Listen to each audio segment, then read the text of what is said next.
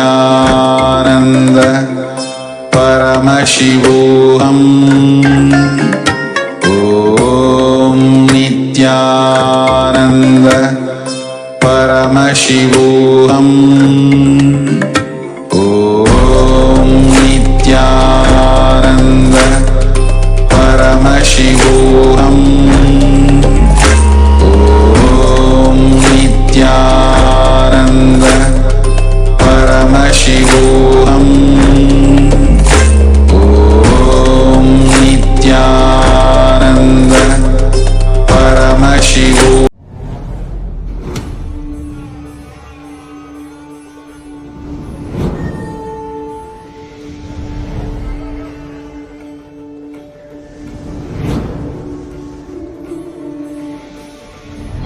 The time is right. The world is ready.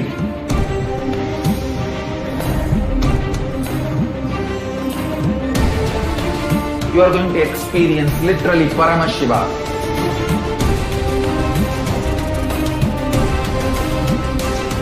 Most powerful, intangible but definitive, intense processes.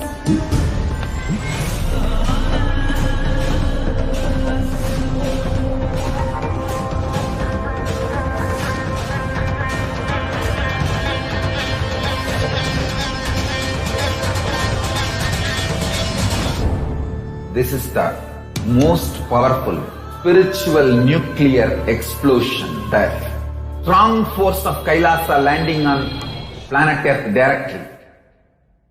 One thing I can be sure, you will not exist end of the program. I can guarantee that. Only Paramashiva will be there.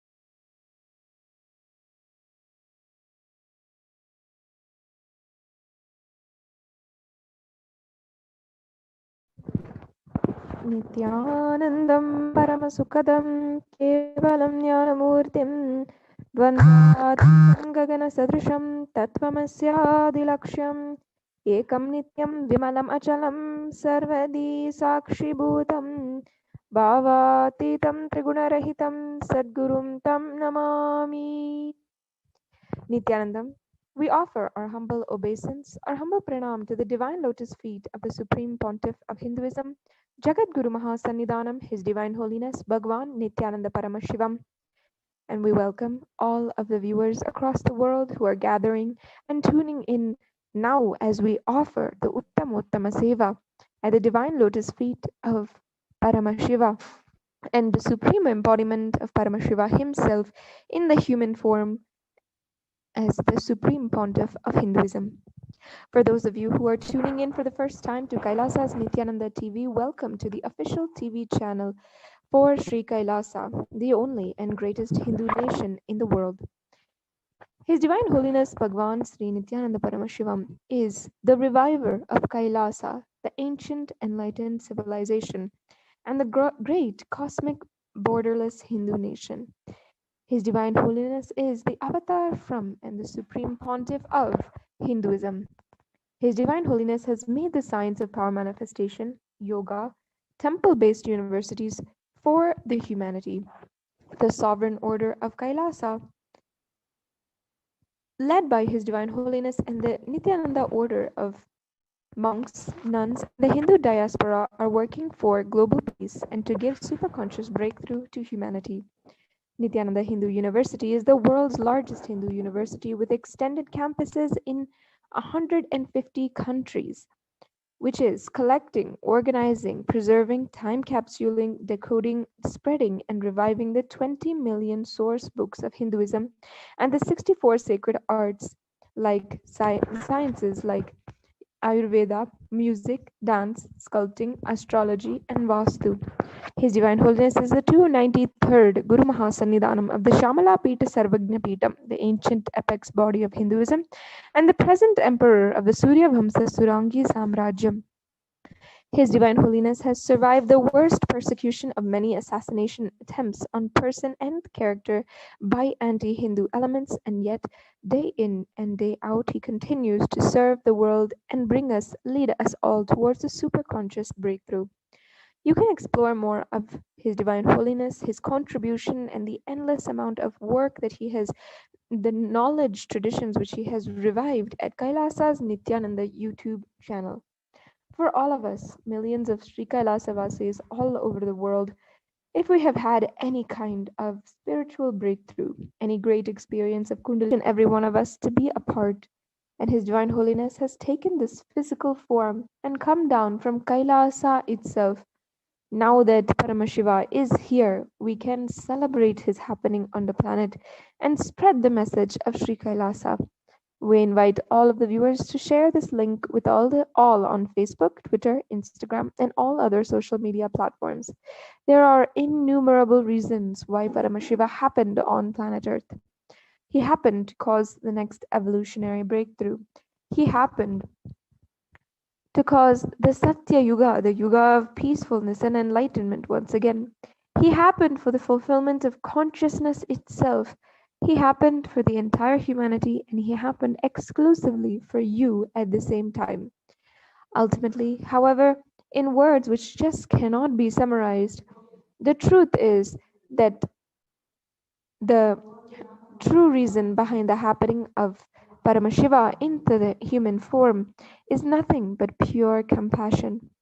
This realization will happen to you as we explore, understand, be initiated about His Divine Holiness, and understand His gifts for humanity and His utmost sacrifices. The avatar of Paramashiva happened on planet Earth just to ensure we realize we are also Paramashiva.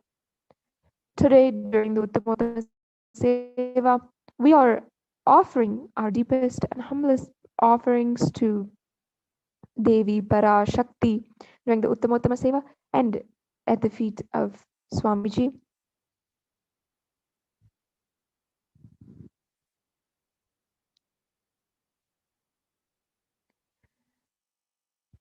Devi Parashakti is the embodiment of the feminine energy and the energy of creation. In the Hindu scriptures, there is a scripture called Devi Mahatmyam. And the words Devi Mahatmyam means glory of the goddess. This 700 verse chant is a sacred part of the scripture Markandeya Purana, and it extols Devi as Mother Chandi, who is the glorious embodiment of Goddess Durga, Goddess Lakshmi, and knowledge, who are all the embodiments of power, abundance, and knowledge. This chant called the Devi Mahatmyam is called Chandi or Durga Saptasati. It is chanted for us to destroy our inner negative thoughts and demonic tendencies.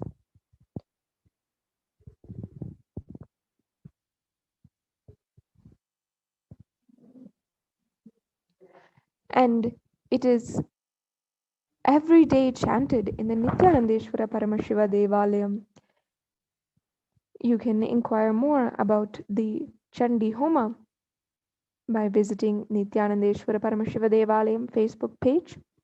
Today, as we are offering the Uttamottama Seva to Lord Venkateshwara, we will be moving shortly into the Uttamottama Seva, the offering of the most auspicious, best of the best offerings to Bhagavan Venkateshwara. Yesterday was a beautiful occasion, festival, a part of the Hindu tradition called Vaikunta Ekadasi, and today we are continuing the celebrations through the Uttamottama Seva to Venkateshwara. Venkateshwara is the embodiment of Lord Vishnu, the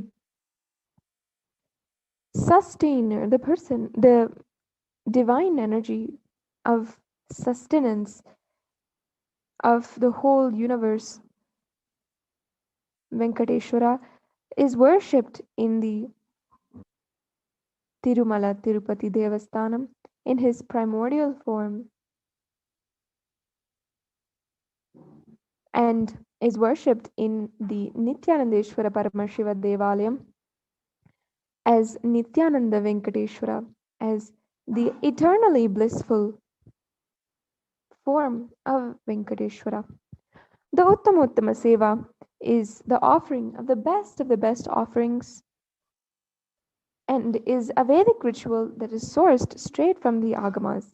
Uttamottama means the best of the best, and the Seva is called an offering.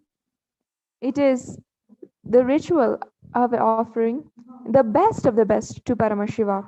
Whatever we offer to Paramashiva comes back to us in thousandfold and many millionfold, and Paramashiva is the source of everything people need, people want, and everything that we even perceive. He is the source of everything, be it grains or knowledge, skill, or even human beings themselves. Offering the best of the best is the way we can offer our gratitude to Paramashiva, and being integrated to him and his words in the Agamas is the only thing we can actually offer him. Hence, as per the instructions of Paramashiva himself, we are offering this seva to Nityanandeshwara Paramashiva, to the embodiment of Paramashiva in the form of the Supreme Pontiff of Hinduism, and today we are offering to Lord Venkateshwara. From the instruments to the offering of food to the offering of dance, the Nritta Seva, and to the offering of music, everything is offered during this Uttamottama Seva. And why should we offer the best of the best to Paramashiva? We strongly affirm that Paramashiva lives in the Adi Kailash, the Bangalore Adinam, as the Kalpavriksha, as the one who gives whatever you ask in whichever form you want. He is the source of all the best things, and he has given these to us. Offering them back at his feet is what we do during the puja, and whereby we experience the intense Shaktinipadha, the Advaita, with him, and as a result, we live this state, radiate this space, and manifest the Shaktis of Paramashiva. Offering the best of the best. Food is called the Uttamottama Seva in Naivedyam, offering the best of the best. Dance is the Nritta Seva, offering the best of the best. Music is the Sangita Seva, and there are so many others sevas which we will be offering during this time today and every single day, offered from Adi Kailash to the feet of Bhagavan Paramashiva himself.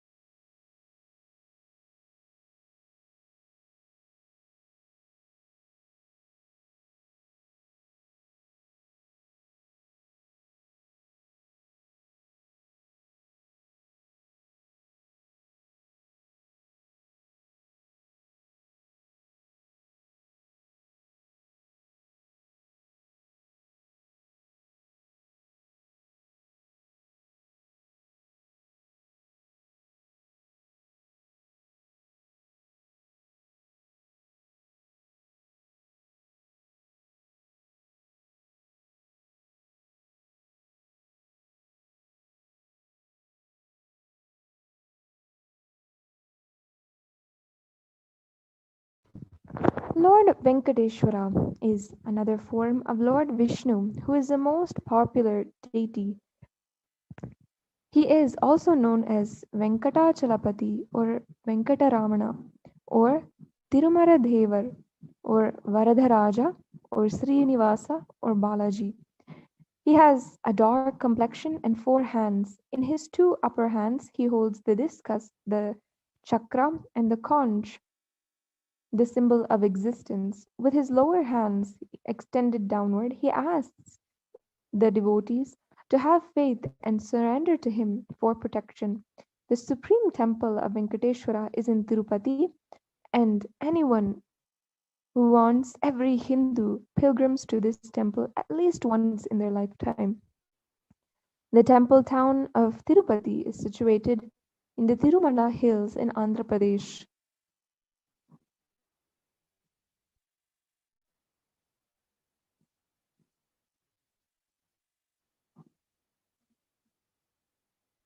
It is at this place where millions go to offer their utmost devotion at the feet of Lord Venkateshwara. His Divine Holiness has the most reverence and worship and is seen by millions across of the world for as the divine incarnation of Lord Venkateshwara himself, as it was in Tirupati, this very land where His Divine Holiness and his mother, the biological mother of His Divine Holiness, had found out that she was carrying none other than Paramashiva himself in her womb. That is why for all of the Kailasians across the world, with the Venkateshwara's blessings, we now are able to worship and revere him in the form of the Supreme Pontiff of Hinduism. Today, as we offer the Uttamottama Seva, let us offer our deepest prayers at the feet of Venkateshwara. Pray for the abundance of our lives in the form of wealth, health, and even in the form of conscious powers and consciousness. Venkateshwara, as the Lord of compassion, will deeply bless us all through this Uttamottama Seva. So, without further delay, let us now offer and witness the offerings of the Uttamottama Seva by the Nithyananda Gurukul Balasans in Adi Kailash.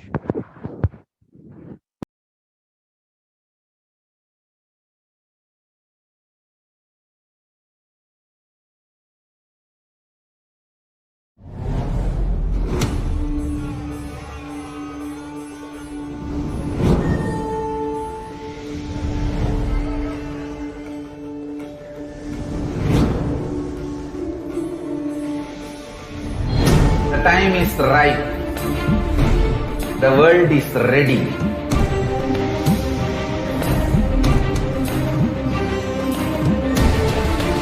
You are going to experience literally Paramashiva.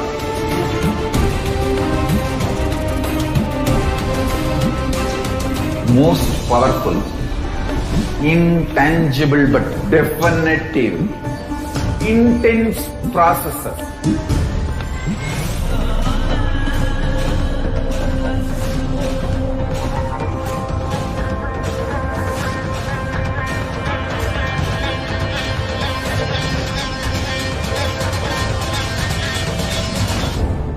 This is the most powerful spiritual nuclear explosion, the strong force of Kailasa landing on planet Earth directly.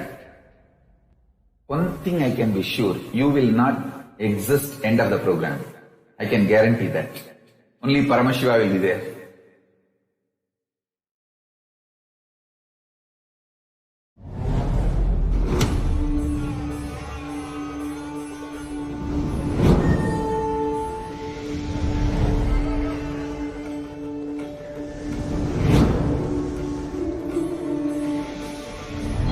The time is right. The world is ready.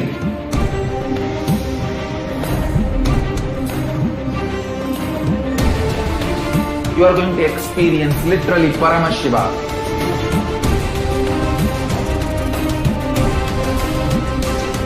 Most powerful, intangible but definitive, intense processes.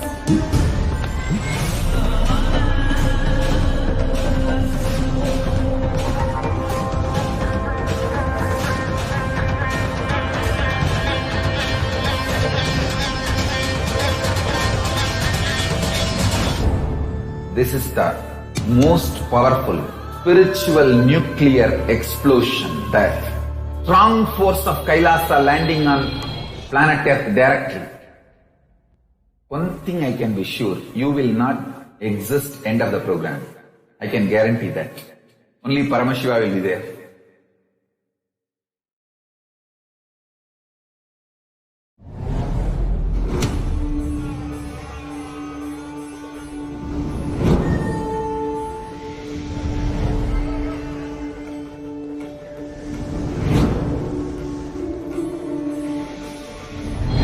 The time is right. The world is ready.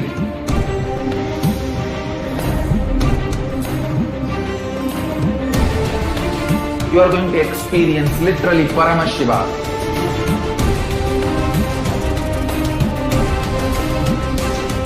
Most powerful, intangible but definitive, intense processes.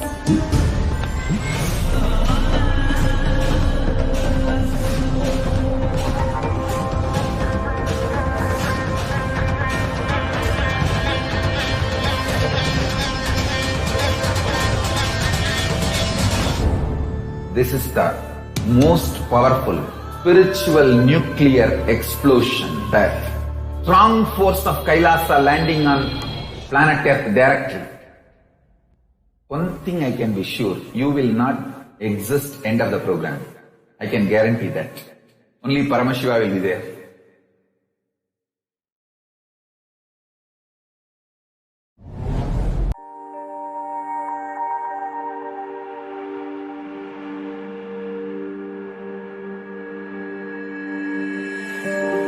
KAILASA is proper customized spiritual service helping you to identify your root patterns of suffering.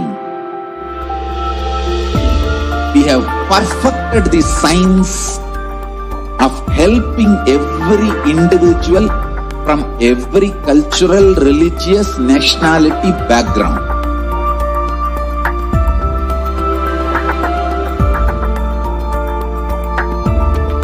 You will have lowest reactionary assumptions, highest awakened response, alive response for life continuously.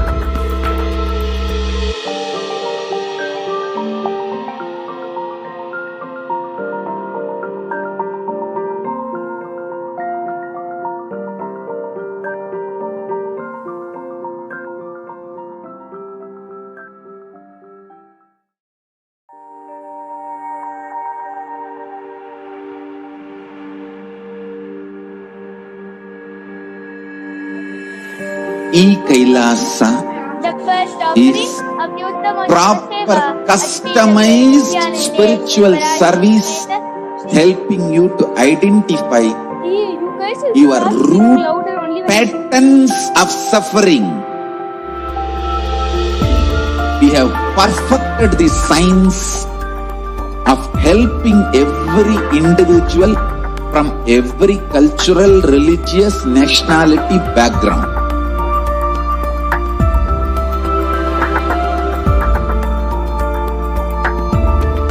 You will have lowest reactionary assumptions, highest. The first offering of the Uttamottama Seva at the feet of Devi Nithyanandeshwari Parashakti Sameta Sri Nithyanandeshwari Paramashiva is the offering of the Chaturveda. Deva Devottama Devata Sarvabhoma Akhilanta Koti Brahmanda Nayaka Sri Nithyanandeshwari Parashakti Sameta Shri Nithyanandeshwara Paramashiva Chaturveda Priya Chaturvedam Avadharaya. Hari Om Agnimile Purohitam Yajnasya Devam Ritvitam Hotaram Ratnadatamam. Hari Om Isheto Jetva Vayavasto Payapasta Devo Vastavita Praptaya Dushteshtatamaya Karmane. Hari Om Agna Ayahi Pitaye Grahano Havyadataye Nihota Sakti Parhishi. Hari Om Channo Devi Rabishtaya Apo Bhavantu Pitaye Shayyo Rabishtavantu Naha. Hari Om.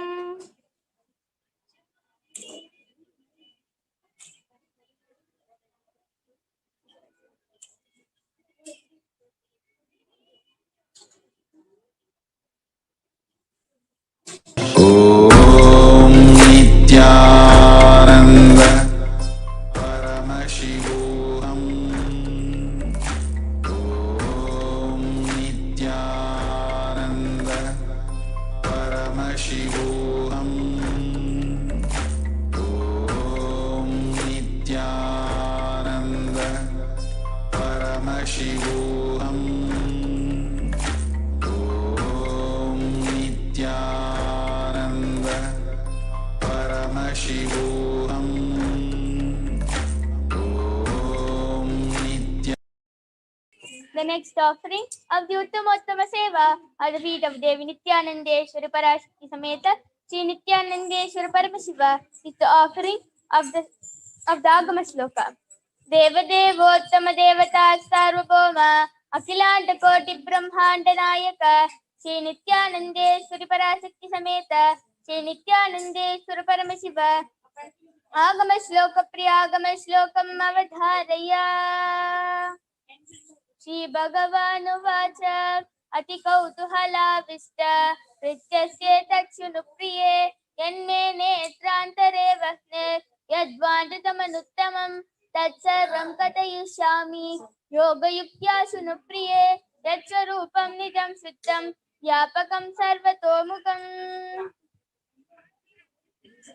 The next offering of the Uttamottama Seva at the feet of Devi Nithyanandeshwari Parashakti Sameta Shri Nithyanandeshwara Paramashiva is the offering of the Dravida Vedam. Deva Devottama Devata Sarvabhoma Akhilanta Koti Brahmanda Nayaka Shri Nithyanandeshwari Parashakti Sameta Shri Nithyanandeshwara Paramashiva Dravida Veda Priya Dravida Vedam Avadharaya. Shivatirchitrambalam Veyur Toli Pangan Vidamunda Kandan Miganalla Vinay Kadavi Masar Tingal Gangai Mudimela Nindayan Ulame Pugunda Adanal ஞாயிறு திங்கள் செவ்வாய் புதன் வியாழன் வெள்ளி சனி பாம்பிரண்டும் முதனே மாசது நல்ல நல்ல அவை நல்ல நல்ல என் அடியாதவர்க்கு மிகவே. சிவா திருச்சிற்றம்பலம்.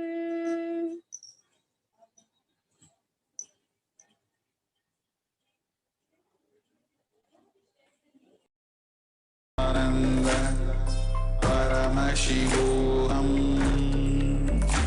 Om Nithyananda Paramashivoham. Om Nithyananda Paramashivoham. Om Nithyananda Paramashivoham.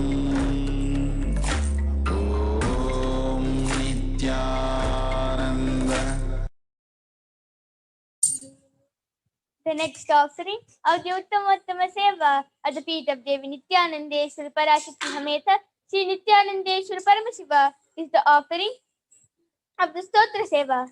देवदेवोत्तम देवता सार्वभौम अखिलांत कोटि ब्रह्मांड नायक श्री नित्यानंदेश्वरी पराशक्ति समेत श्री नित्यानंदेश्वर परमशिव स्तोत्र प्रिय स्तोत्रम अवधारय।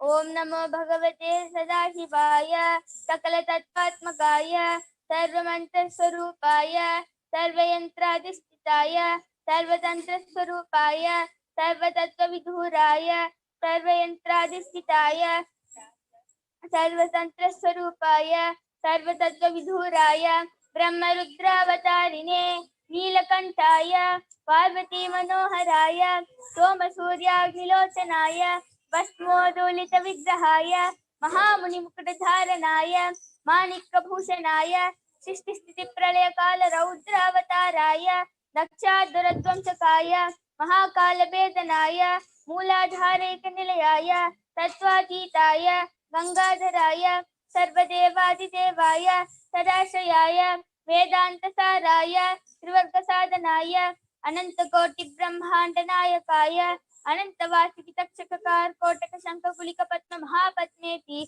अष्ट महानाह कुलभूषणाय प्रणव स्वरूपाय चिदाकाशाय आकाश दिक्स्वरूपाय ग्रह नक्षत्र मालिने सकलाय कलंकरहिताय सकल लोकैक कत्रे सकल लोकैक भद्रे सकल लोकैक संहत्रे सकल लोकैक गुरवे सकल लोकैक साक्षिणे सकल निगम गुह्याय सकल वेदांत पारगाय सकल लोकैक वरप्रदाय सकल लोकैक शंकराय शशांक शेखराय शाश्वत निजाभासाय निराभासाय निरामयाय निर्मलाय निर्मदाय निश्चिंताय निरहंकाराय निरंकुशाय निष्कलंकाय निर्गुणाय निष्कामाय निरुपप्लवाय निरपद्रवाय निरवध्याय निरंतराय निष्कारणाय निरंतकाय निष्प्रपंचाय निस्संगाय निर्द्वंद्वाय निराधाराय निरागाय निष्क्रोधाय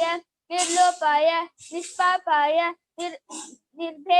निर्भेदाय निर्विकल्पाय निर्भेदाय निष्क्रियाय निस्तुलाय निस्संशयाय निरुपम विभवाय नित्य शुद्ध बुद्ध परिपूर्ण सच्चिदानंदाद्वयाय परम शांत स्वरूपाय तेजो रूपाय तेजोमयाय जय जय रुद्र महारौद्र भद्रावतार महाभैरव काल भैरव कल्पांत भैरव कपालमालाधर कट्वांग खड्ग चर्म पाशांकुश डमरु शूल चाप बाण गदा शक्ति भिंडिपाल तोमर मुसल मुत्कर पाश परिग पुषुंडी शटक्नि चक्राध्यायुत भीषण कर सहस्रमुख ध्रंस करालवदन विकटाट्टहास विस्फारित ब्रह्मांड मंडल नागेंद्रहार नागेंद्र कुंडल नागेंद्र वलय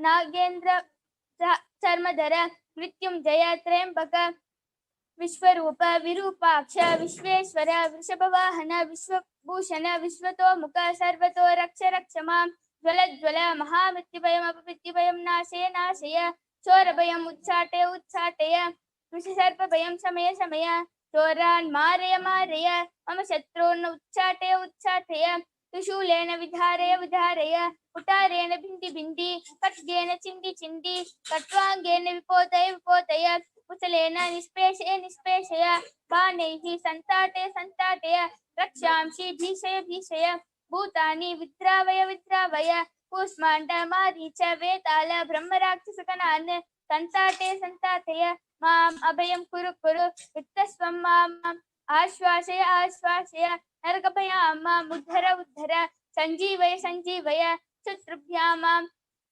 आप्याय आप्याय दुःखादुरं माम् आनन्दय आनन्दय शिवकवचेन माम् आच्छाटय आच्छाटय मृत्युंजय त्र्यंबक सदाशिव परमशिव नमस्ते नमस्ते।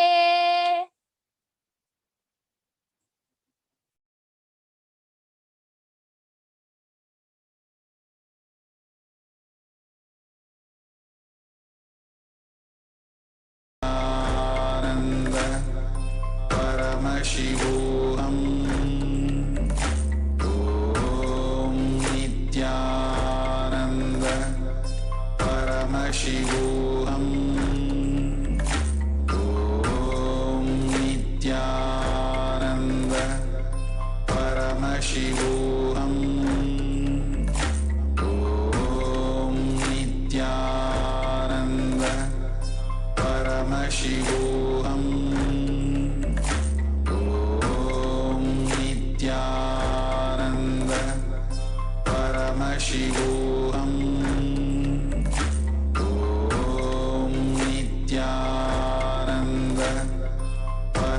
Paramashivoham. Om Nithyananda Paramashivoham. Om Nithyananda Paramashivoham. Om Nithyananda Paramashivoham.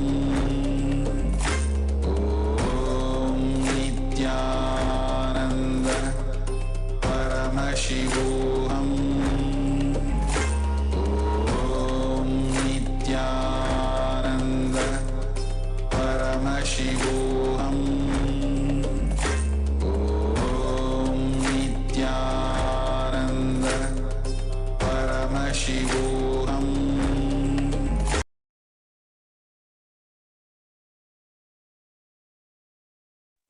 The next offering of the Uttamottama Seva at the feet of Devi Nithyanandeshwara Parashakti Sameta Sri Nithyanandeshwara Paramashiva is the offering of the Nitya Seva. Deva Devottama Devata Sarvabhoma Akhilanta Koti Brahmanda Nayaka Sri Nithyanandeshwari Parashakti Sameta Sri Nithyanandeshwara Paramashiva Nitya Priya Nirtam Avadharaya.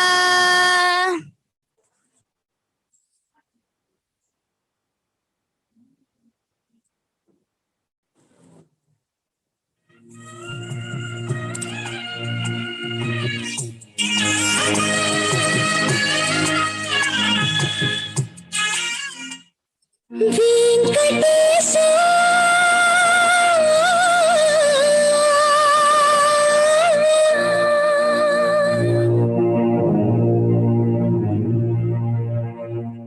Srinivasa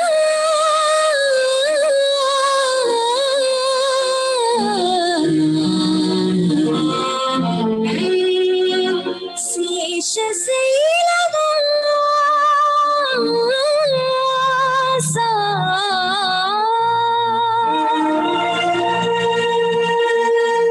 Madhava Keshava Madhusudana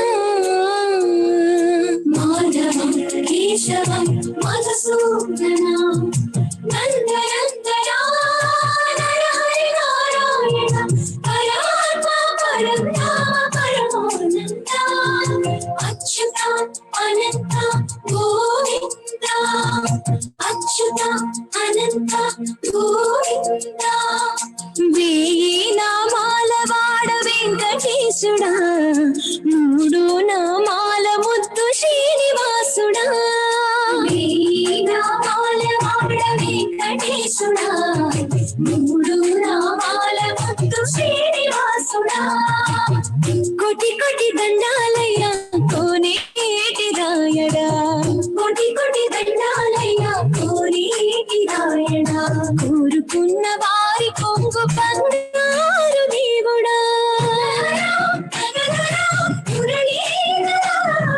శ్రీకర శ్రీకర శ్రీతమందార సర్వేశ్వర పరమేశ్వర శాంతాకార శంఖ చక్రధర Sarvashreshtha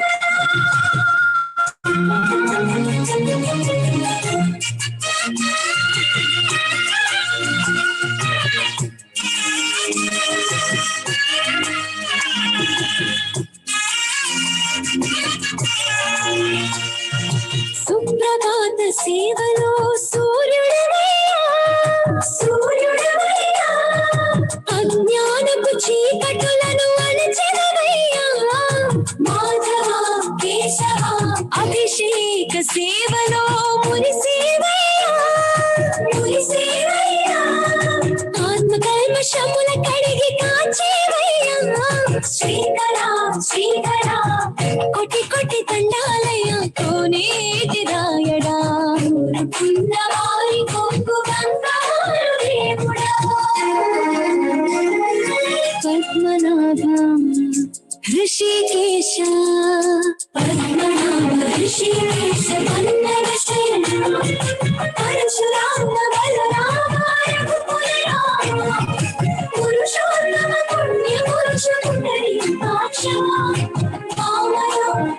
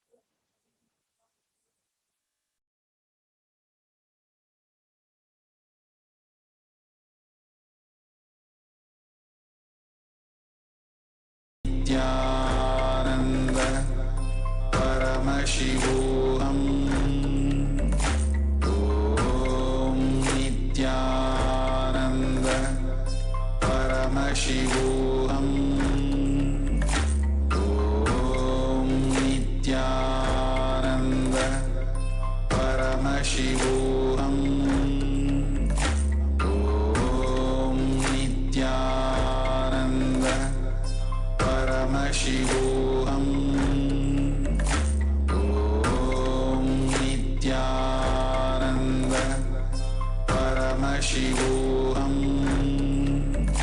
Om Nithyananda Paramashivoham. Om Nithyananda Paramashivoham. Om Nithyananda Paramashivoham. Om Nithyananda Paramashivoham.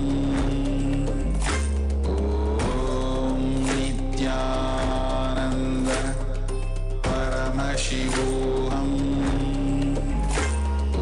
Om Nithyananda Paramashivoham.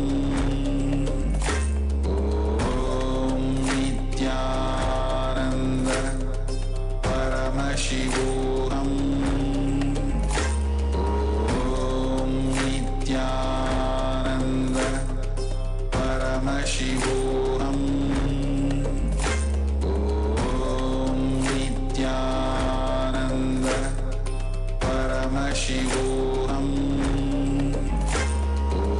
Om Nithyananda Paramashivoham. Om Nithyananda Paramashivoham.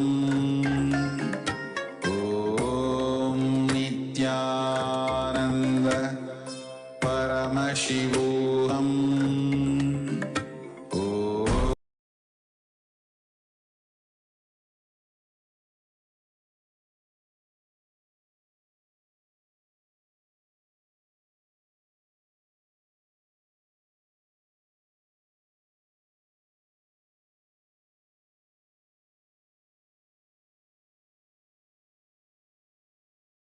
Paramashivoham. Om Nithyananda Paramashivoham. Om Nithyananda Paramashivoham. Om Nithyananda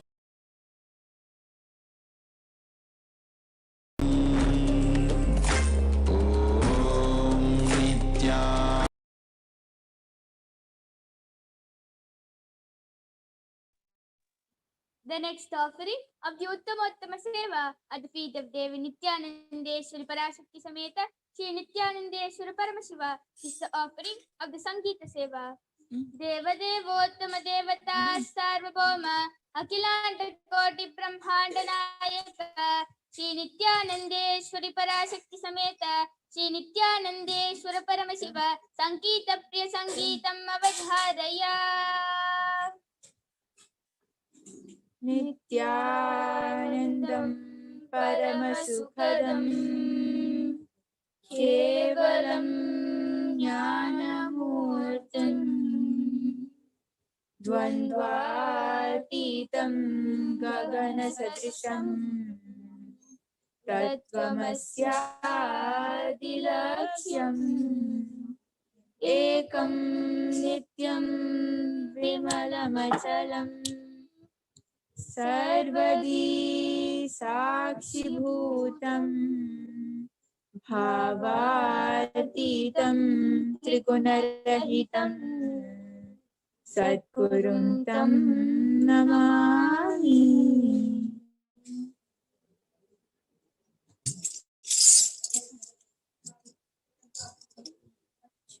Achyutam Keshavam Krishna Damodaram Achyutam Keshavam Krishna Damodaram Ramanarayanam Janaki Vallabham Ramanarayanam Janaki Vallabham कौन कहते हैं भगवान आते नहीं कौन कहते हैं भगवान आते नहीं तुम मीरा के जैसे बुलाते नहीं तुम मीरा के जैसे बुलाते नहीं अच्युतं केशवं कृष्ण दामोदरम् अच्युतं केशवं कृष्ण दामोदरम् रामनारायणं जानकी वल्लभम् रामनारायणं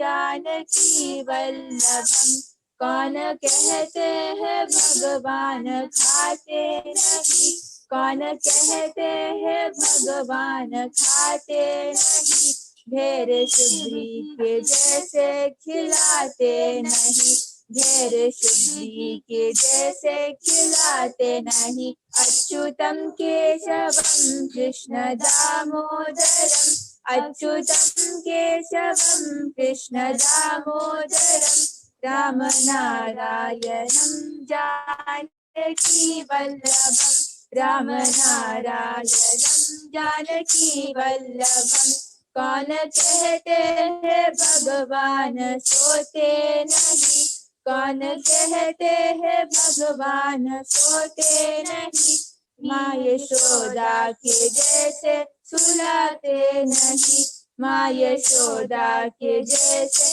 सुलाते नहीं अच्युतं केशवं कृष्ण दामोदरम् अच्युतं केशवं कृष्ण दामोदरम् रामनारायणं जानकी वल्लभम् रामनारायणं जानकी वल्लभम् कौन कहते हैं भगवान नाचते नहीं कौन कहते हैं भगवान नाचते नहीं गोपियों के तरह तुम नचाते नहीं गोपियों के तरह तुम नचाते नहीं अच्युतं केशवं कृष्ण दामोदरम् अच्युतं केशवं Krishna दामोदरम् रामनारायणं Janaki वल्लभम् रामनारायणं Janaki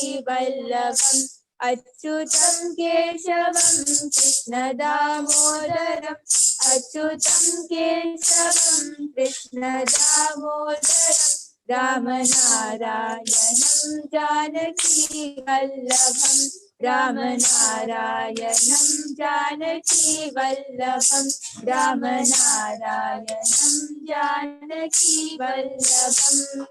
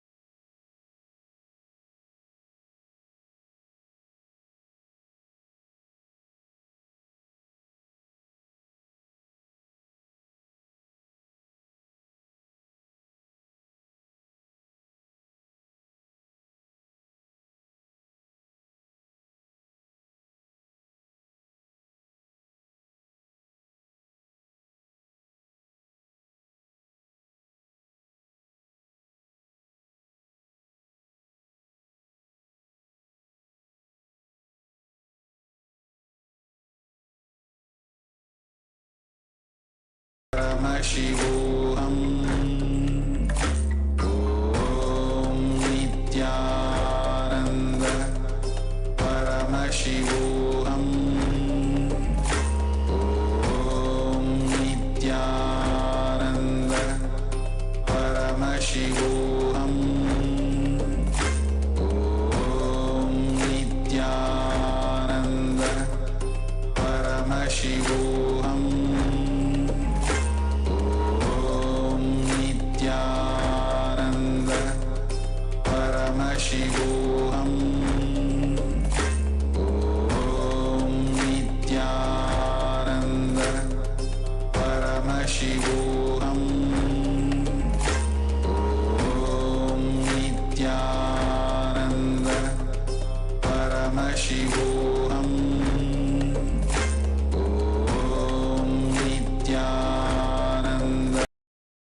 Parashakti Sameta Sri Nithyanandeshwara Paramashiva is the offering of the Paramashiva Shakti Avishkarana. Deva Devottama Devata Sarvabhauma Akhilanta Koti Brahmanda Nayaka Sri Nithyanandeshwari Parashakti Sameta Sri Nithyanandeshwara Paramashiva Paramashiva Shakti Avishkarana Priya Paramashiva Shakti Avishkaranam Avadharaya. Nityanandam Paramasukadam Kevalam Jnanamurtim Dvandvatitam Gagana Sadrisham Tattvamasyaadilaksham Ekam Nityam Vimalamachalam Sarvadi Sakshibhutam Bhavatitam Trigunarahitam Sadgurum Tam Namami.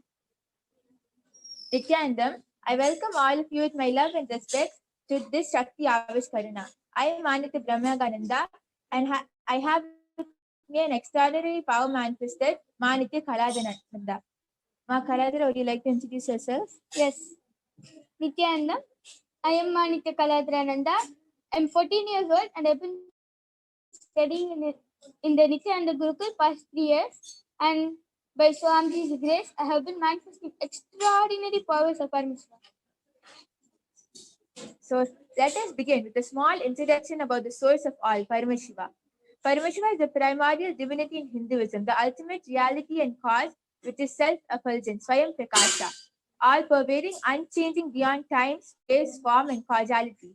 He performs the Panchakritya, or 5 cosmic acts of Srishti, creation, Sthiti, maintenance, Samhara, rejuvenation, Prabhava, pulling out of delusion, and Anugraha, liberating grace for all living entities.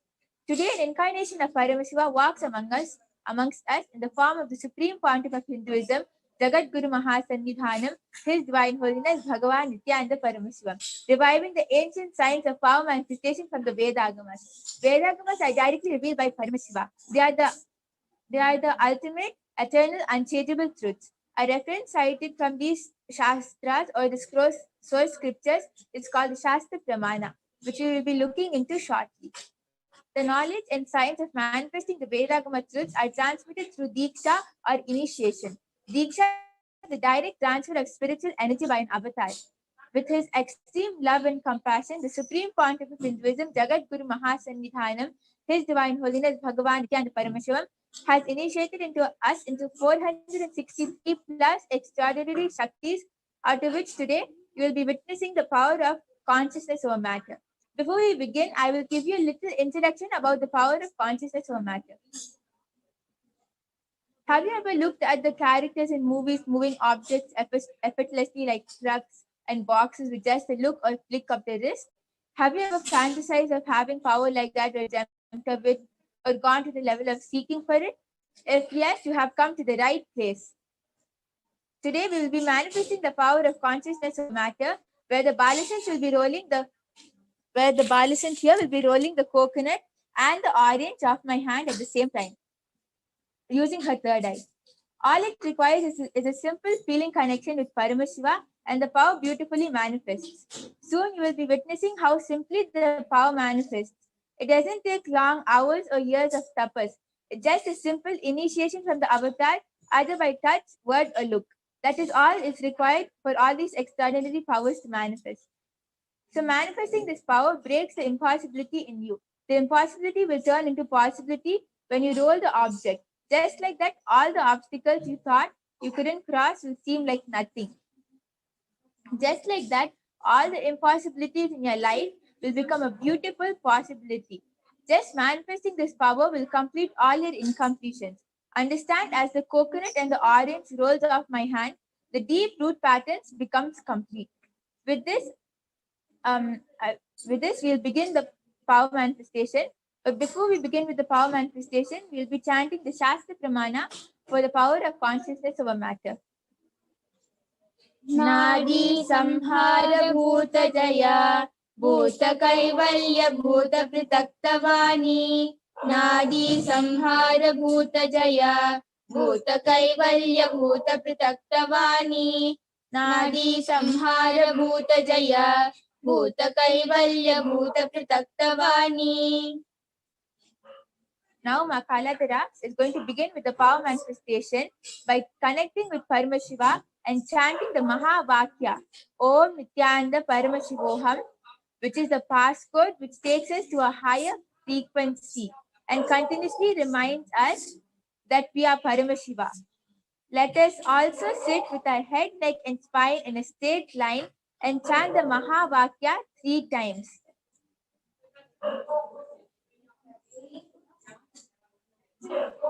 Om Nithyananda Paramashivoham. Om Nithyananda Paramashivoham. Om Nithyananda Paramashivoham. Om Nithyananda Paramashivoham. Om Nithyananda Paramashivoham. Om Nithyananda Paramashivoham. Om Nithyananda Paramashivoham. Om Nithyananda Paramashivoham. In a matter of just a few seconds, you will all see how this extraordinary power manifests and how the object rolls off my hands. So just sit with your head, neck and spine in a straight line and watch carefully. Om Nithyananda Paramashivoham. Om Nithyananda Paramashivoham. Om Nithyananda Paramashivoham. Om Nithyananda Paramashivoham. Om Nithyananda Paramashivoham. Yes.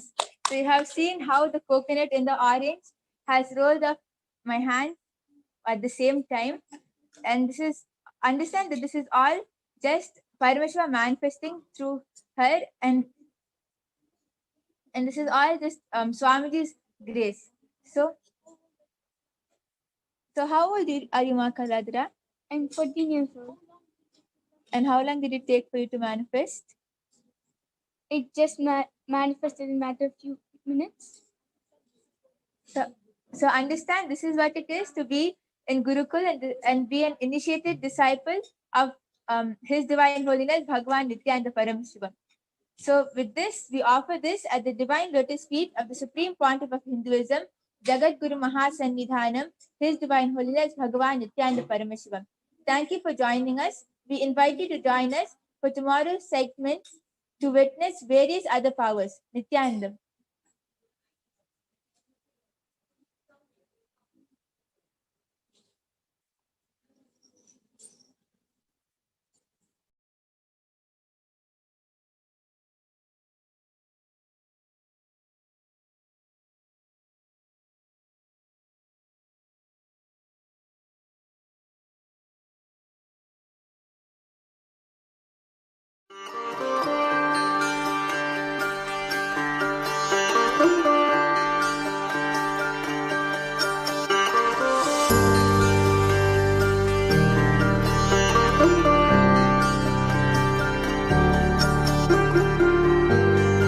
Kailasa, the good God country. Hinduism has something great to offer. Hindu God, Paramashiva, is good.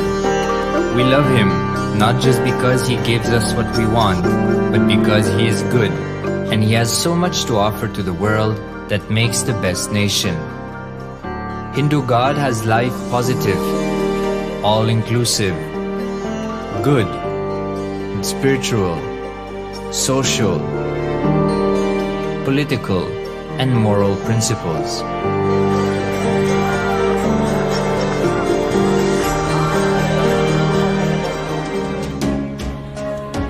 Hindu principles are guaranteed solutions for all the major problems of humanity: resettlement, violence and lawfare, impoverishment, inequality, environmental footprint, pandemic and biowar, disputes, feminist movement, women's rights, child rights, minority rights, linguistic rights, human rights. Because Hinduism has the best to offer to the world, Kailasa, standing tall since 1994 for the grand narrative of Hinduism, is the good God's country. Founder of Kailasa, Paramashiva, and his 1008th incarnation, the Supreme Pontiff of Hinduism, Jagatguru Mahasannidhanam, His Divine Holiness, Bhagavan Nithyananda Paramashivam, is the reviver of Kailasa, the enlightened civilization, the greatest Hindu nation.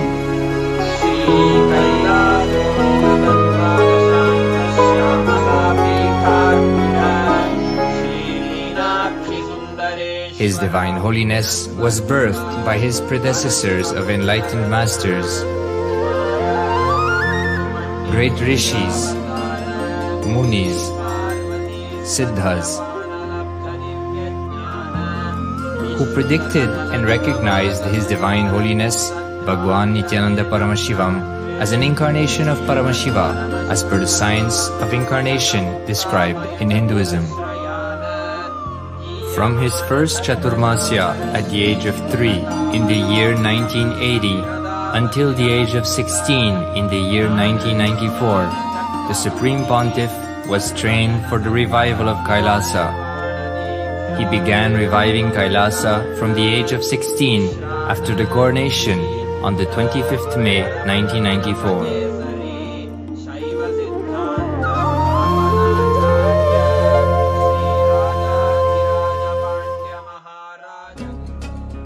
Kailasa that we see today is 26 years of sincere hard work of the reviver and Hindu diaspora all over the world.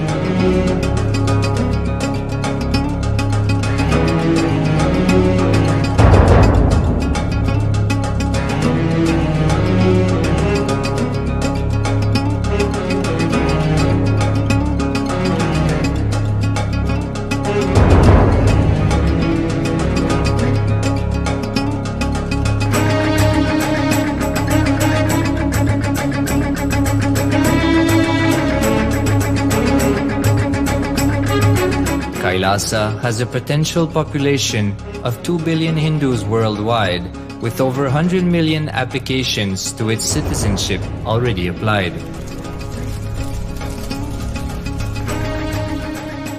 Hinduism has stood over 10,000 years as an enlightened civilization, has been a global beacon of spiritual and timeless wisdom, technology, culture.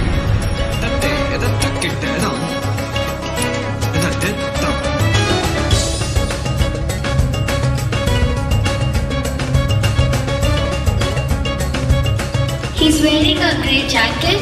His name is Boris.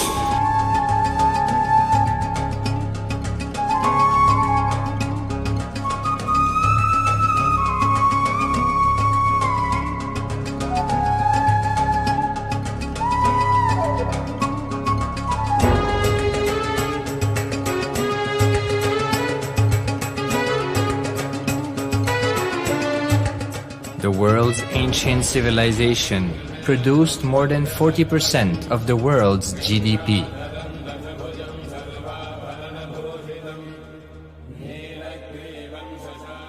Purpose of life is to experience oneness with the ultimate reality, Paramashiva. Life exists on the planet Earth for last 40 billion years, and 5 times life faced complete extinction on the planet Earth. But somewhere one DNA, one cell, living organism is thrown out of planet Earth, preserved inside a volcano rock. After millions of years comes back to Earth due to gravity or whatever reason, gets into the ocean and starts the life again. Sanatana Hindu Dharma is the conscious science to give breakthrough to your DNA through natural selection process and to your consciousness through the conscious decision process.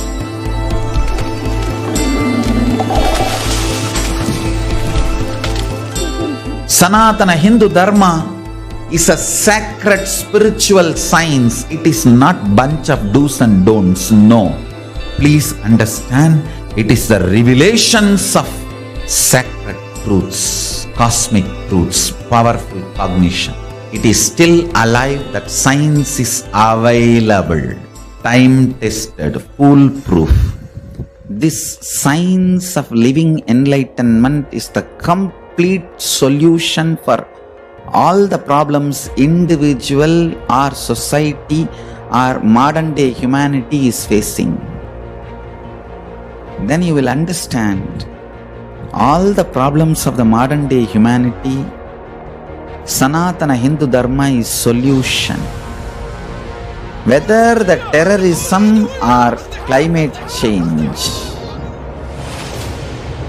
natural calamities or man-made calamities, for all the problems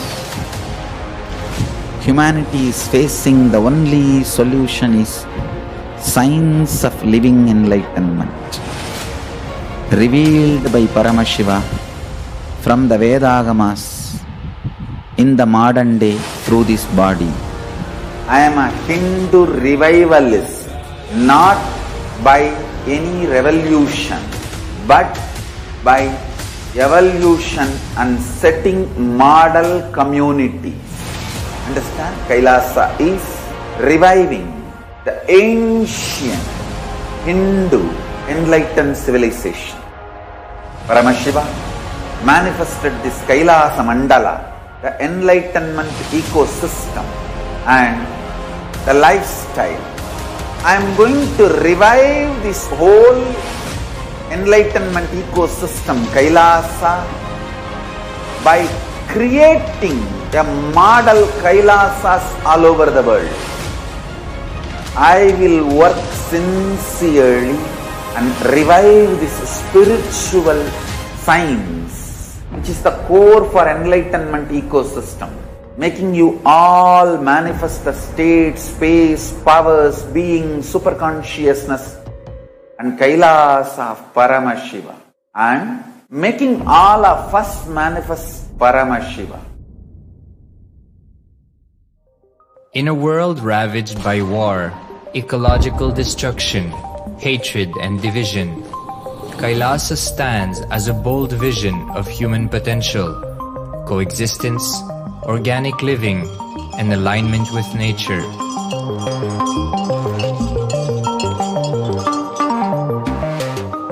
Over the past 50 years, the world has seen the creation of dozens of new countries, and so if anything, it would be odd not to see a new country formed in the 21st century. Without the protection of political legitimacy, there is an imminent danger that the great tenets, scriptures, and science of creating an enlightened civilization, which spanned 56 states, 200 kingdoms, 1700 samsthanas, and 10,000 sampradayas, will be forever lost to humanity. The Hindu diaspora are highly successful around the world. They formed the dispossessed diaspora who has been driven to other countries because they are unable to practice their religion authentically in their own country. They have flourished in countries where they have been allowed to settle with religious freedom. For example, in the United States, Hindus are the most educated and highest earning community, with 77% of them holding a bachelor's degree and 48% having an income of $100,000 or more. Although they are only 1% of the population, Hindus have launched 13.5% of the startups in the USA. They hold leadership, technical and creative positions in companies such as Microsoft, Google, Facebook, etc. This success has been repeated around the world, in the UK, Canada, Australia, etc. James Kirkup, in his 2015 Telegraph article says, British Indians are not just the most successful immigrant group in this country's recent history, but the most successful group of people, full stop. He continues, more extraordinary than the rise in numbers is how it has taken place so harmoniously and profitably for this country and those in it. British Indians, quite simply, are among the most industrious, accomplished, and credible amongst us. The best of British, if you like. The same article says that British Hindus are barely 2% of the population, but 12% of all the doctors. Australia and Canada have understood the ingredients of fast economic growth of the country and are doing everything to attract the educated, rich Hindu community. Hindus are the fastest growing migrant population in Australia. In 2017, 200% more Hindus have received invitation for Canadian Permanent Residency Program. Even now, the Hindu diaspora worldwide are the richest.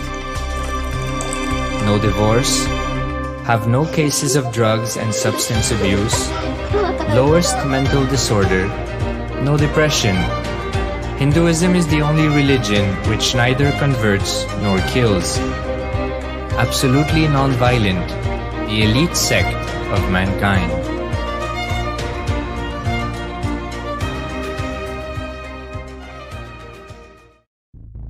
Because the Hindu diaspora worldwide and the Supreme Pontiff are successful in spreading their spiritual Hindu message of openness and inclusiveness against the forces of hatred and exclusivity, they have become the victims of relentless attacks by multi-armed apparatus of state power. Anti-Hindu forces, extremist caste, supremacist militant organization want a one ideology, Hinduism, under their exclusive domain.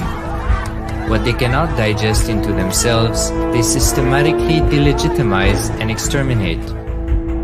Lawfare, assassination attempts, character assassination of the Supreme Pontiff of Hinduism, Jagatguru Mahasannidhanam, His Divine Holiness, Bhagavan Nithyananda Paramashivam.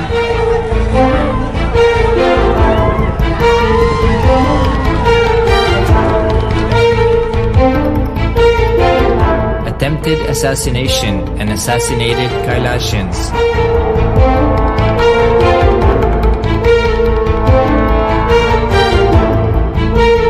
Sexual assaults and rape of female monks of Kailasa.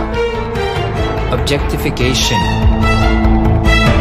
Character assassination.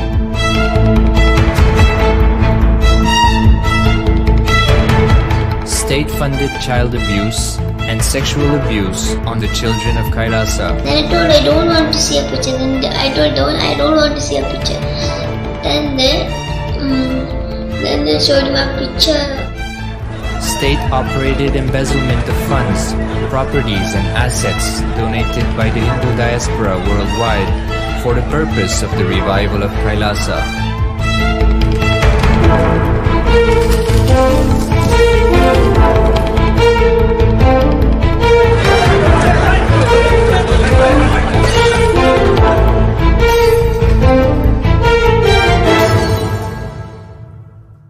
Since 1994, up to until now.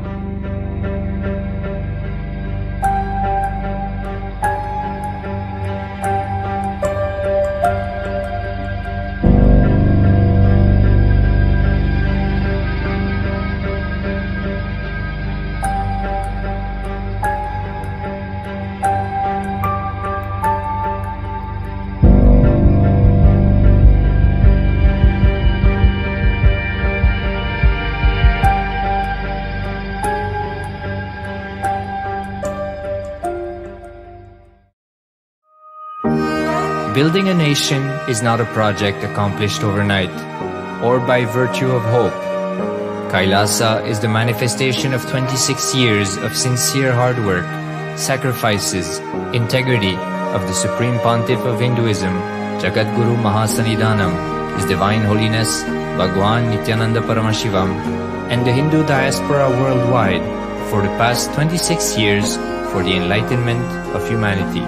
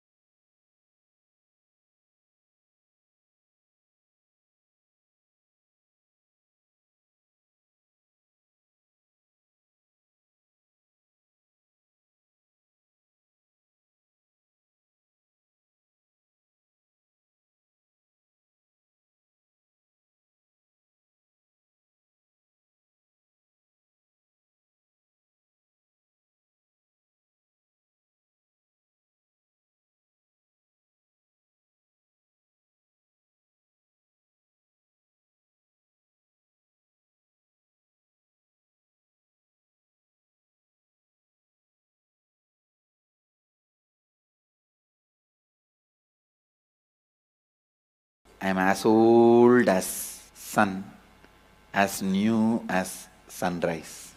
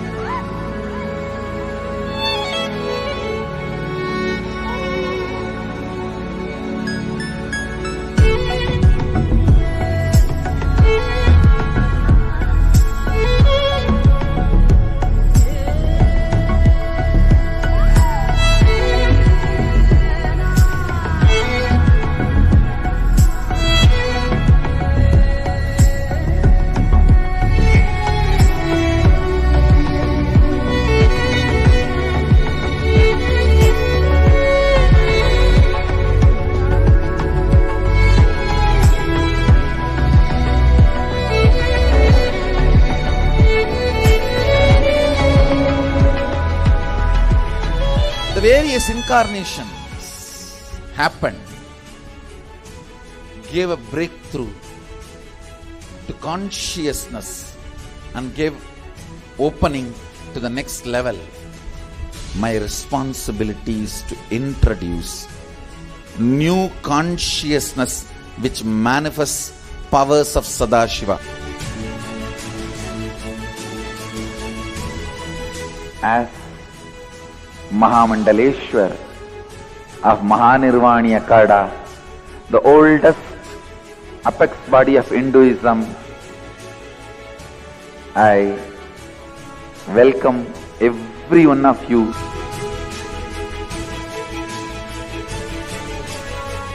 I have experienced Sadashiva in his completion, and he has empowered me to transmit that experience to all of you. It's my commitment to all of you.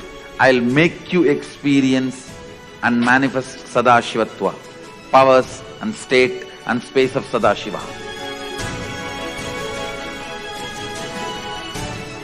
When you manifest powers, naturally the state of Sadashiva and space of Sadashiva starts manifesting in you. More power manifestation, more integrity, more unclutching, more nirvikalpa samadhi, more joy, more restful awareness, more responsibilism, more enriching, more bliss.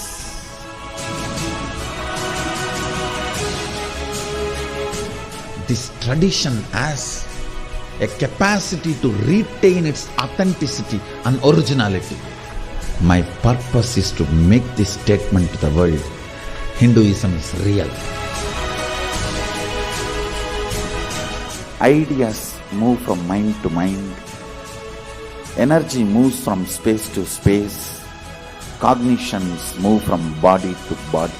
That is why even Sadashiva needs a body. He assumed the body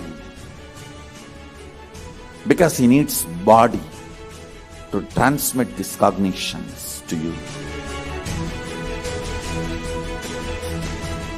Whatever I am doing is reviving the original science as expressed in Sanatana Hindu Dharma, Vedas and Agamas of the Hindu tradition.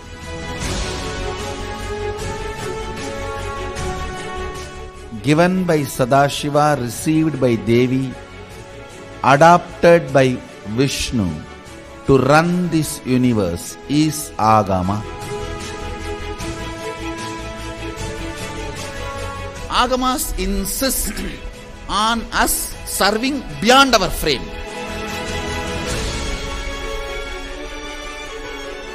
Whatever experience, anubhuti I had by my Guru's grace, Atma Pramana, I do acid wash with Shastra Pramana, Apta Pramana, the ancient masters' experiences. Whatever finally stand, I share it with the world as Sakshi Praman.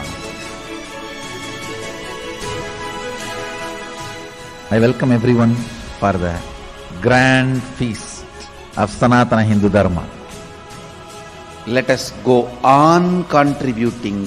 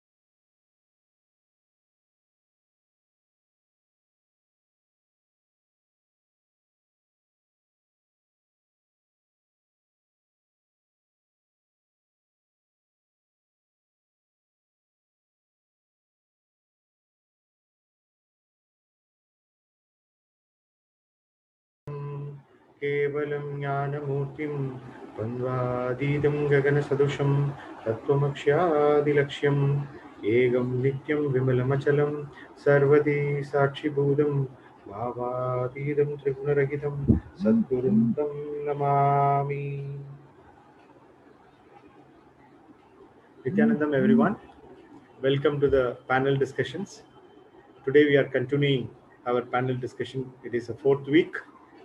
We have beautiful panel discussion on Hindu education. And after that, we continued with the excellent discussion on panel on Hindu medicines.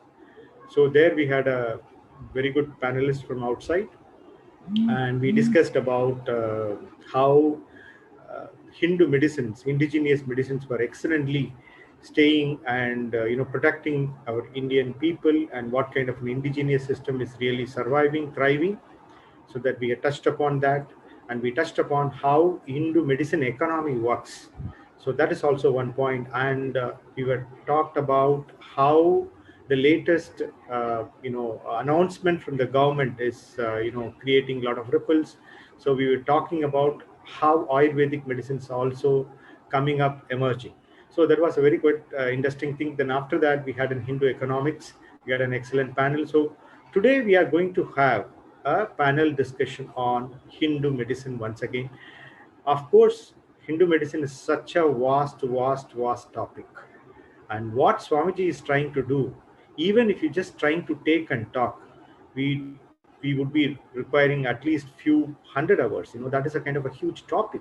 So we wanted to, cover up the topics. We wanted to just take the glimpse of the important point of the whole Hindu medicines, and we are trying to present in this. So just to start before the whole panel discussions, I just wanted to set the context. Okay, so we all know that Hinduism is our way of life. So the Hindu medicine is also.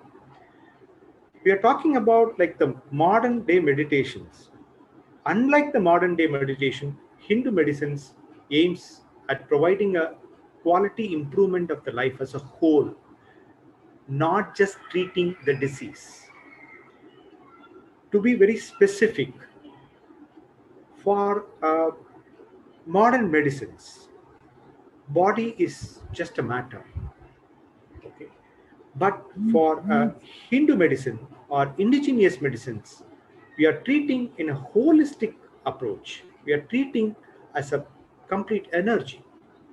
We very well know that just before 200 years, when only Hindu medicines prevail in this country, we know what was the cost of the medicines, how the treatment has happened, what was the quality of life of our grandfathers and great-grandfathers, and what is the way the immunity level exists. Even in this current pandemic period, compared to the global level, our immunity levels are better.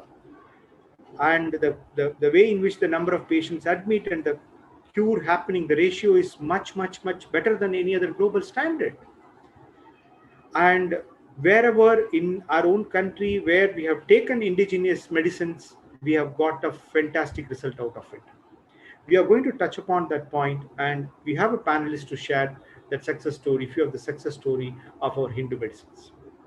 This is exactly Swamiji is trying to create in an ecosystem of Kailasa, where all these Hindu medicines and Hindu medical ecosystem can survive and flourish. What does it mean? It means that last 250 years, what happened to all our, seats, be it education, be it economy, be it politics, what happened in last, you can take from Mughal invasion to British invasion, then after that our secular invasion, how every field got, I can say it just spoiled. The same way it has happened to medicine also. So as Swamiji says, the seed of Hinduism, seed of every element of a Hinduism has to be protected, has to be flourished, and it has to grow. So we have, as Kailasa, we were done so much excellent work on pregnancy, spiritual healing. Today, one of the topics we are going to talk about is a spiritual healing. So as we mentioned, the basic difference is it body? Is it just a matter? As a medicine, how is the medical definitions looking at me? It's just if I get broke my bone, the doctor look at me just as in hardware. Do this, to put nut and bolt, and do this, and just complete it across. Okay, so the universities, like, we know that, is it that we didn't have this, and we know the history very well, whereas the Sushritas, our ancient studies of all this operations, everything, and we saw that last time when we had a medical discussion, medicine Hindu medicine panel. There is a madam who came from outside. She was just talking about how our systems have taken, well documented systems have taken, gone abroad, and is being rebranded as Western medicine. She was just giving a beautiful explanation about it. And we also know that Nalanda, Dakshila, Kanchi produced the quality and skilled Vaidyas who not only served Bharat, they served complete entire globe. So we have an example like Bodhitattva, who traveled from South India to China. So like this, so many indigenous story of medical technology has been stolen by the West and has been rebranded as their invention. I mean, we talked about the plastic surgery last week. So for a Hindu society, medicine is not an industry. We have had communities who have dedicated their lives to serve the society, take the responsibility of their well-being, health, and protect them from the disease. It was all existing before maybe 50, 70 years back. It was very much, we are not talking about a history of 1,000 years, just 70, 100 years back, it was very much existing. That's exactly Swamiji is trying to revive as a Hindu medicines. We don't need to completely reform. We don't need to do any big revolutions. We don't need to completely change A to Z. Nothing. What we need is a simple revival thing, what was existing earlier. Of course, with the modern adaptation or recontextualization, if you're talking about it. Okay. So is that all legitimate? So what are the challenges? That is exactly this panel is trying to address. Is it possible to bring back all things? The belief system before 30, 40 years, my mother used to say, hey, come, you have a fever, just say this Kolarupadiham and just put a vibhuti and fever will be going. Is it that what I can just transmit to my people? If I'm not being with Swamiji, spiritual healing, will I believe? Is so-called neo-Hindutva forces, and which wants a scientific proof for morning to night and each and every activity. How they would be viewed this spiritual healing. Is this going to be in the Hindu system, or in the name of neutralizing, are we just going to throw this out? On the name of it's not having a scientific brand, are we going to lose it? It's an important question. Even though in this period, COVID period, pandemic period, we got many successes, the sad part is just because of it is not well legitimate outside, and it's not well accepted by most of practicing Hindus or Hindus inside. Still, it is even though it is practiced, it is not into the very much mainstream like any other Western medicines. So with that context, let's just get into the panel. Today we have a panelist, Dr. Vaidya Rajapandi Ayya. Rajapandi Ayya is an HOD of Ayurvedic College in Tirunelveli. And he is serving. He has written many articles, and he's a speaker in many forums on this topic. And particularly, I wanted to start with Rajapandi Ayya to share his experience. Even last week, he shared his experience of handling this COVID period, how in the ground level, indigenous medicines are really useful. Okay, so particularly for the viewers, just I want to say, Tamil Nadu as a government, they have supported for all this indigenous medicine at this COVID period, and it is given a result. I heard 91, 92%, people are coming back in a very short period. That's what government statistics are saying. So let's listen from Rajapandi Ayya that how our Hindu medicines, how our indigenous medicine is really making a mark on this COVID period. Ayya, please start.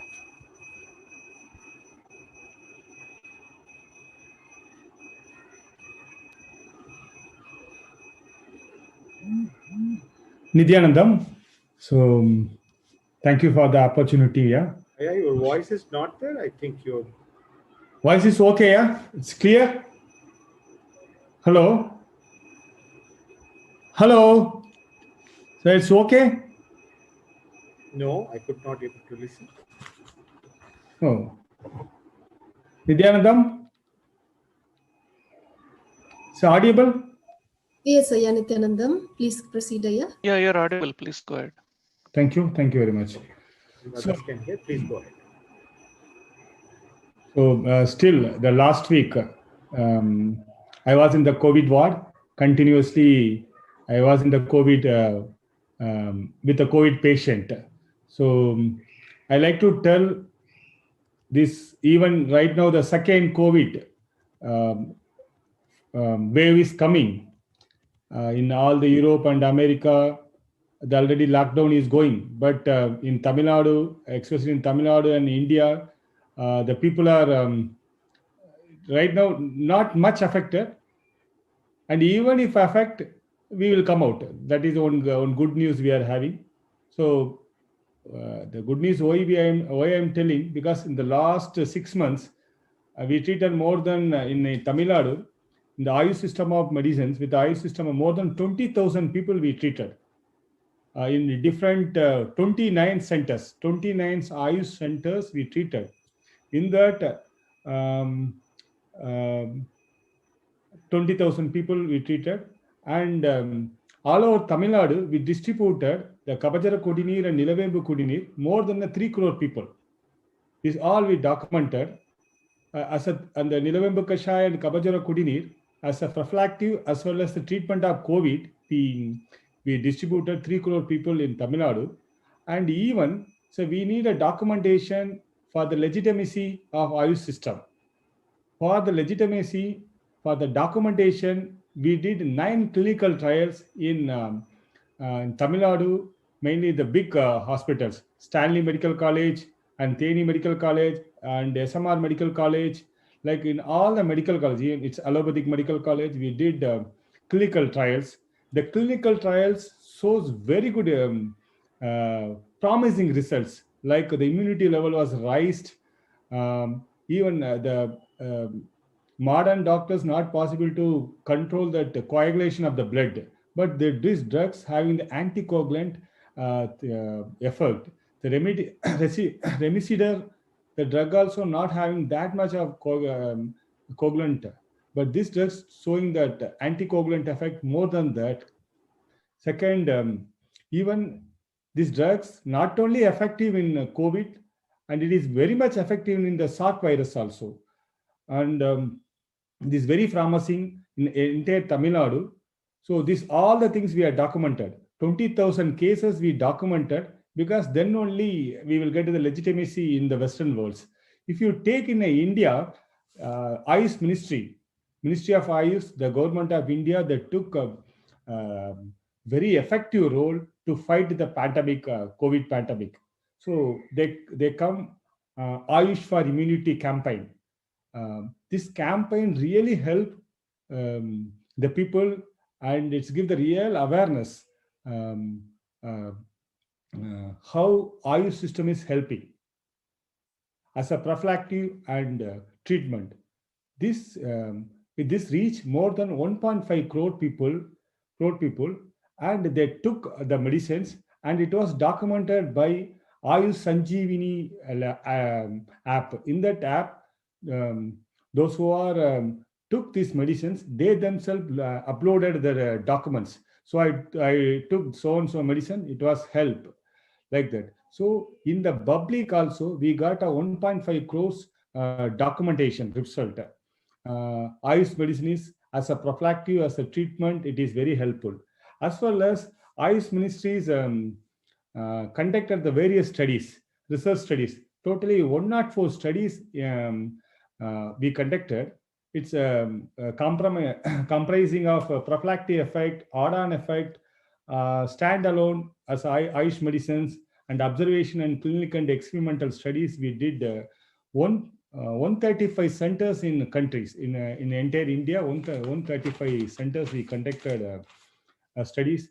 The report showed very promising outcomes in mitigation of COVID. this eyes intervention has been well tolerated by all the patients, and we didn't see any serious adverse events and no drug reactions. So this was because why I am telling, so we can treat, but we need a legitimacy. For the legitimacy, we are documented. Right now, we have a 3 crores documentation in Ayush Sanjeevani, as well as in our some 135 centers, we have a documentations. So this documentation really going to help in further pandemic also. So every 100 years, we come to know the pandemic is coming, and always the people, when it's coming, people are very worried, very much depressed. But this time, this documentation is going to help for the further pandemic. As well as I like to add some more points. This pandemic is not new for our this world, as well as our Shastra and our society, because in all the pandemics, we given a source and solution. Swamiji used to tell, Indian system is having the source, it is having the solution for the pandemic. So we Hindus, we need to take the responsibilities in this pandemic also. We need to treat. I thought, I think as an Indian government and the Tamil Nadu government as a personal thing, and the Hindu system of medicines given the real solution for this pandemic.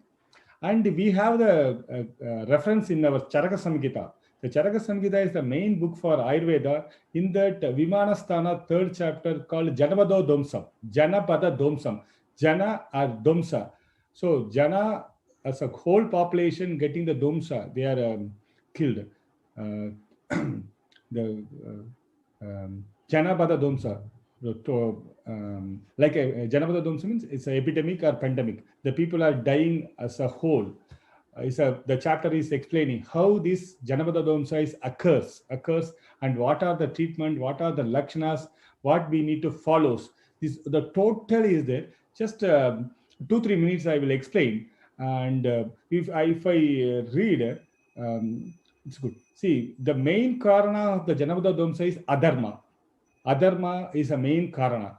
So a main adharma, how it is happening, they are explaining. The leader of the country is not following the righteous things. Is surrounded. The ministry is not going to follow the righteous. Then the subordinate is not following to the righteous. Then it is going down. So the king is not following the righteous things. The same, the praja, the people is not going to follow, because that whole society is going to follow the adharma. Because of that adharma, that natural things of land, air, water get polluted. Because of the pollution, the Janapada Domsa, the epidemic diseases are coming. And again, the Shishya is asking the Guru, Guru, all the individuals, person like me and elder and younger, because all the Prakriti is different, Vaya is different, food is different, even everyone is different, how they are get affecting by the own diseases. Then Guru is telling, yes, you are telling each and every individual is different. But for the each and every individual, that water, air, land, and the light, everything is one same. Once this all get affected, then those who are living in that area, the disease will occur. Then the morbid mortality rate will be very high. Then Acharya is asking, what is the main treatment for eradicating the Janapada Domsa? Acharya, so Panchakarma treatment is good, and these are the drugs are good, and more than that, they are very much telling they need to follow what are the things explained in the Agamas and Vedas. They must read spiritual granthas.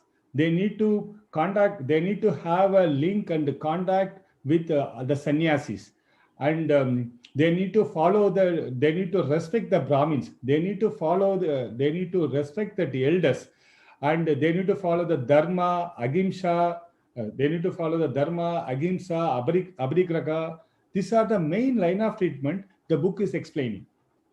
And right now also, the Swamiji is in the satsang told, The main thing is adharma and ahimsa and aparigraha is the main causes for the disease. As well as if you take, I am very, very much surprised. The whole thing, the person need to read that Veda mantras and Veda mantras and need to listen that. They need to go to the temple and chanting the mantras and having a link with all the sannyasis and those who attain the Brahma knowledge.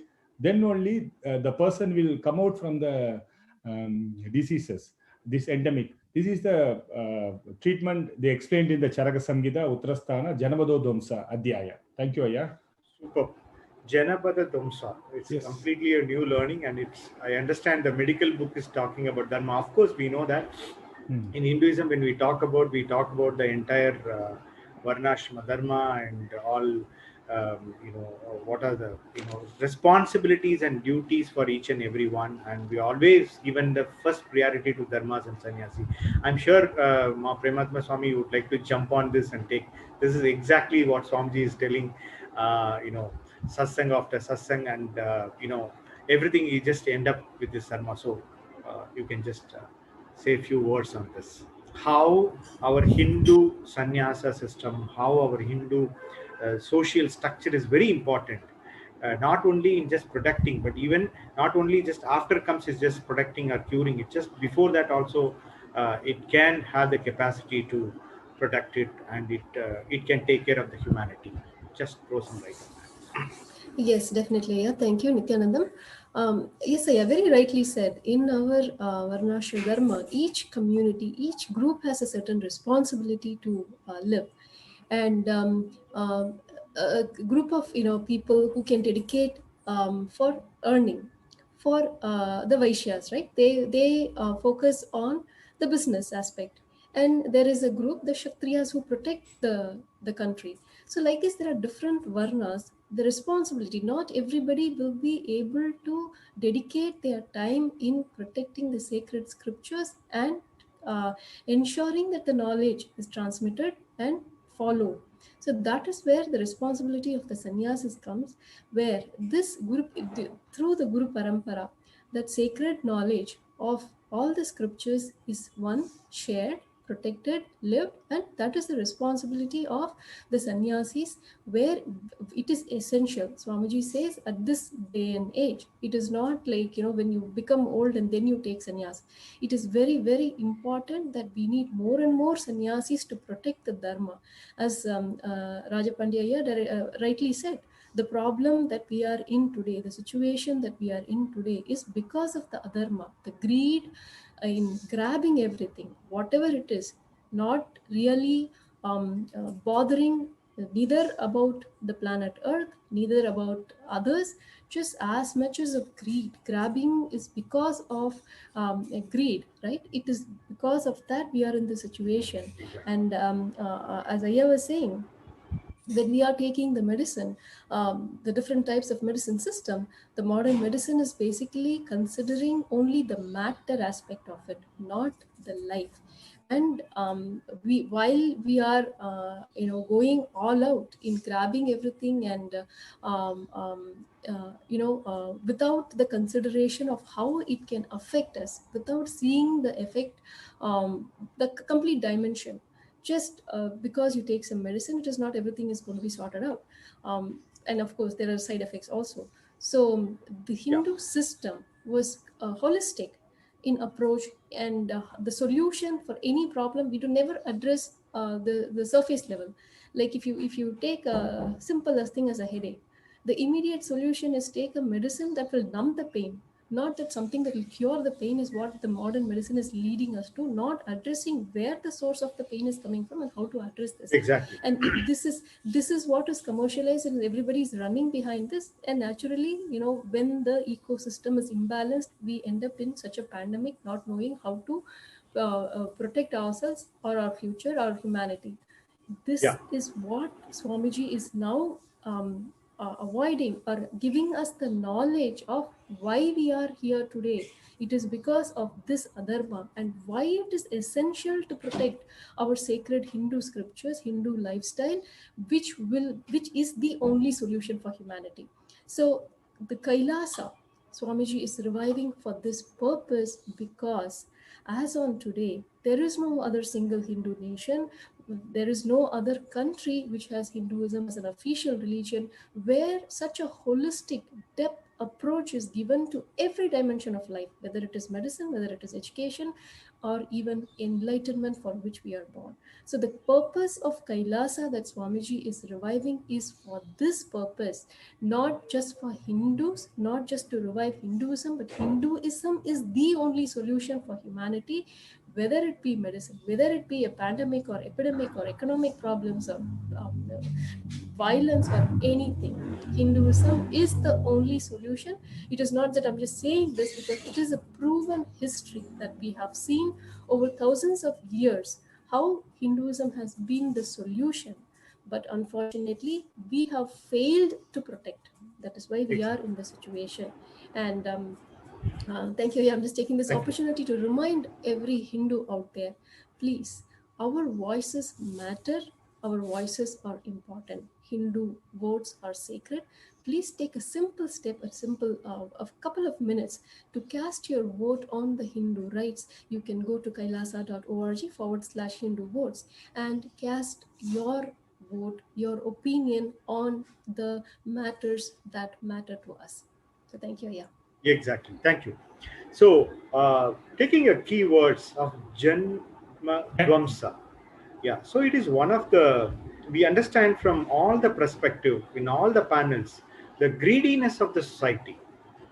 Okay. So we have seen that Goldman Sachs kind of a mutual funds or the fund managers go to the extent of saying that we cannot cure a medicine. We can't cure any diseases permanently. It's an open statement.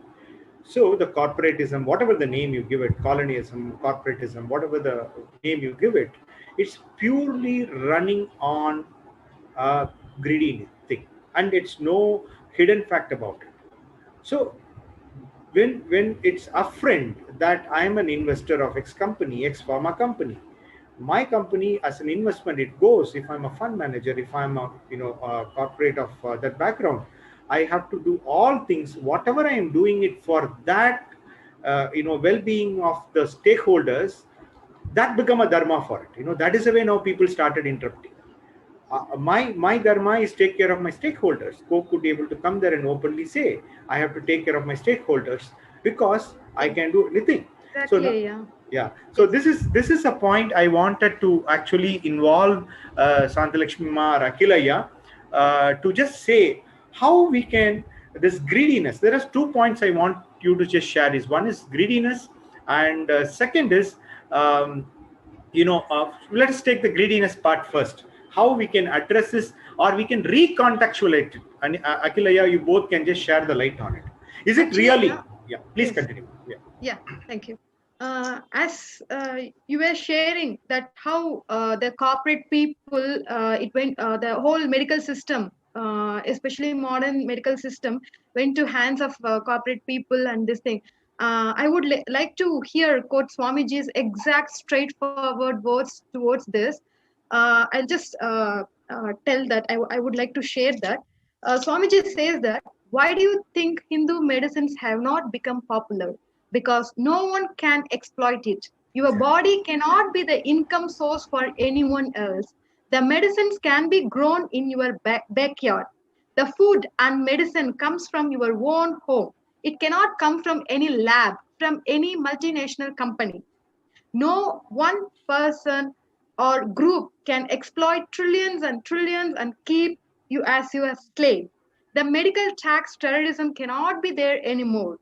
In every aspect of a medical tradition, how a medicinal system is valued, the number of diseases that the system is able to diagnose, it is able to cure completely, it is able to heal, it is able to at least maintain, and its ability to keep you long, healthy, active, allowing you to do what you want to do in your life. In all these aspects, Hinduism is the ultimate. Whether it is the number of diseases they are able to cure, heal, maintain without getting degraded and the long life, healthy, active lifestyle they are able to provide in every level, and their ability to keep you happy, blissful in every level in the medical system is unimaginable. Only one problem: no one can own it and exploit it. It is Exactly. open and you can adapt it wherever you are. Yes. So here, this is the place I want Advanirajanama to just share something. Ma, you have traveled in the, I can say a Western medicine, and you know the other side of Hindu medicine also. You worked on both the things very fantastically. So if you could be able to just share something on that ground, like how Western medicine is looking at it. Even Rajapandya, if you have some points, you can just share it. It's an important question I want to put it to the panelists, that we all know that it is successful, it is indigenous, we have done an excellent work, we have statistics for it. But still, when I say still a bigger chunk, when I say, I can say 95% of you say a medical market or people adoption is much more on the Western side, where Western have a problem in taking our success story seriously. I mean, ideally, as a layman, my question is, when we have a success story in Tamil Nadu, I should just take up this everywhere and just do that. Instead of that, particularly AIMS and other people, I'm just seeing them a lot of fights happening. We can't just accept this, accept that. Is it an ideological fight? It's a medical fight, or it's a conceptual fight, or it's a simple fight for the money and lobby? I want all of you to, just share your thoughts on this.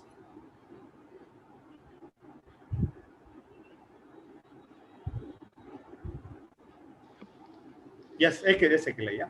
Yeah. So let me put this in context, right? So if you look at the Western system, or the allopathic system that we have currently, most of the funding in research, right, of medicines is driven primarily by the research institutes or universities and pharmaceutical companies.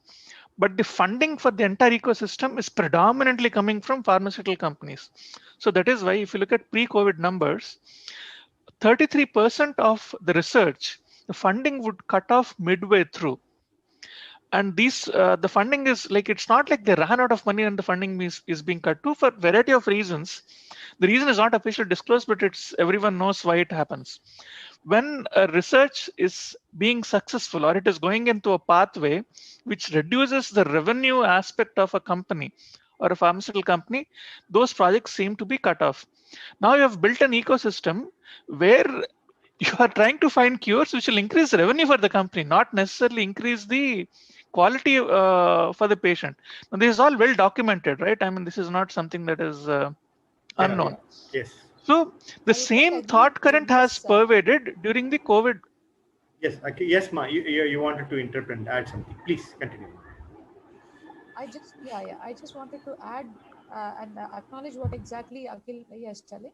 Distinctly, yes, because there is a vested interest in these pharmaceutical companies, and they definitely want to make the money. Okay, and whatever they've spent on the research, actually they try to enforce the doctors to prescribe those medications exactly. Yes. And it is like it's a nexus, it's a big nexus primarily. Exactly. And they come in with their samples, and then they make sure they also go and inquire in those shops where these prescriptions are taken of these doctors, and find out if they've exactly prescribed those medications which they are making. It is a huge nexus where it's a money-making racket completely. And I've also known of certain pharmaceutical agencies who provide, I don't know how far it is now, apparently they had put a legal case on that, but they were providing holidays to certain doctors. Some sciences, some of the branches of the medicines, like the psychiatric or the dermatology and things like that, I know of a fact that they provide a holiday on the garb of having some kind of a conference, and that is yearly a vacation is provided for the doctors. See, it is everything is all inside one thing. Because okay, so this is where we need to understand that it is really an industry which is so toxic. and we are actually being made fools of. And wherein they are not even addressing the cause of the disease. They are only working towards the. Can you just echo? Thank you, ma'am. So where they are actually addressing only the symptoms and not the cause, and they work towards allowing these pharmaceutical agents to rule on them and ride on them. And this is the truth.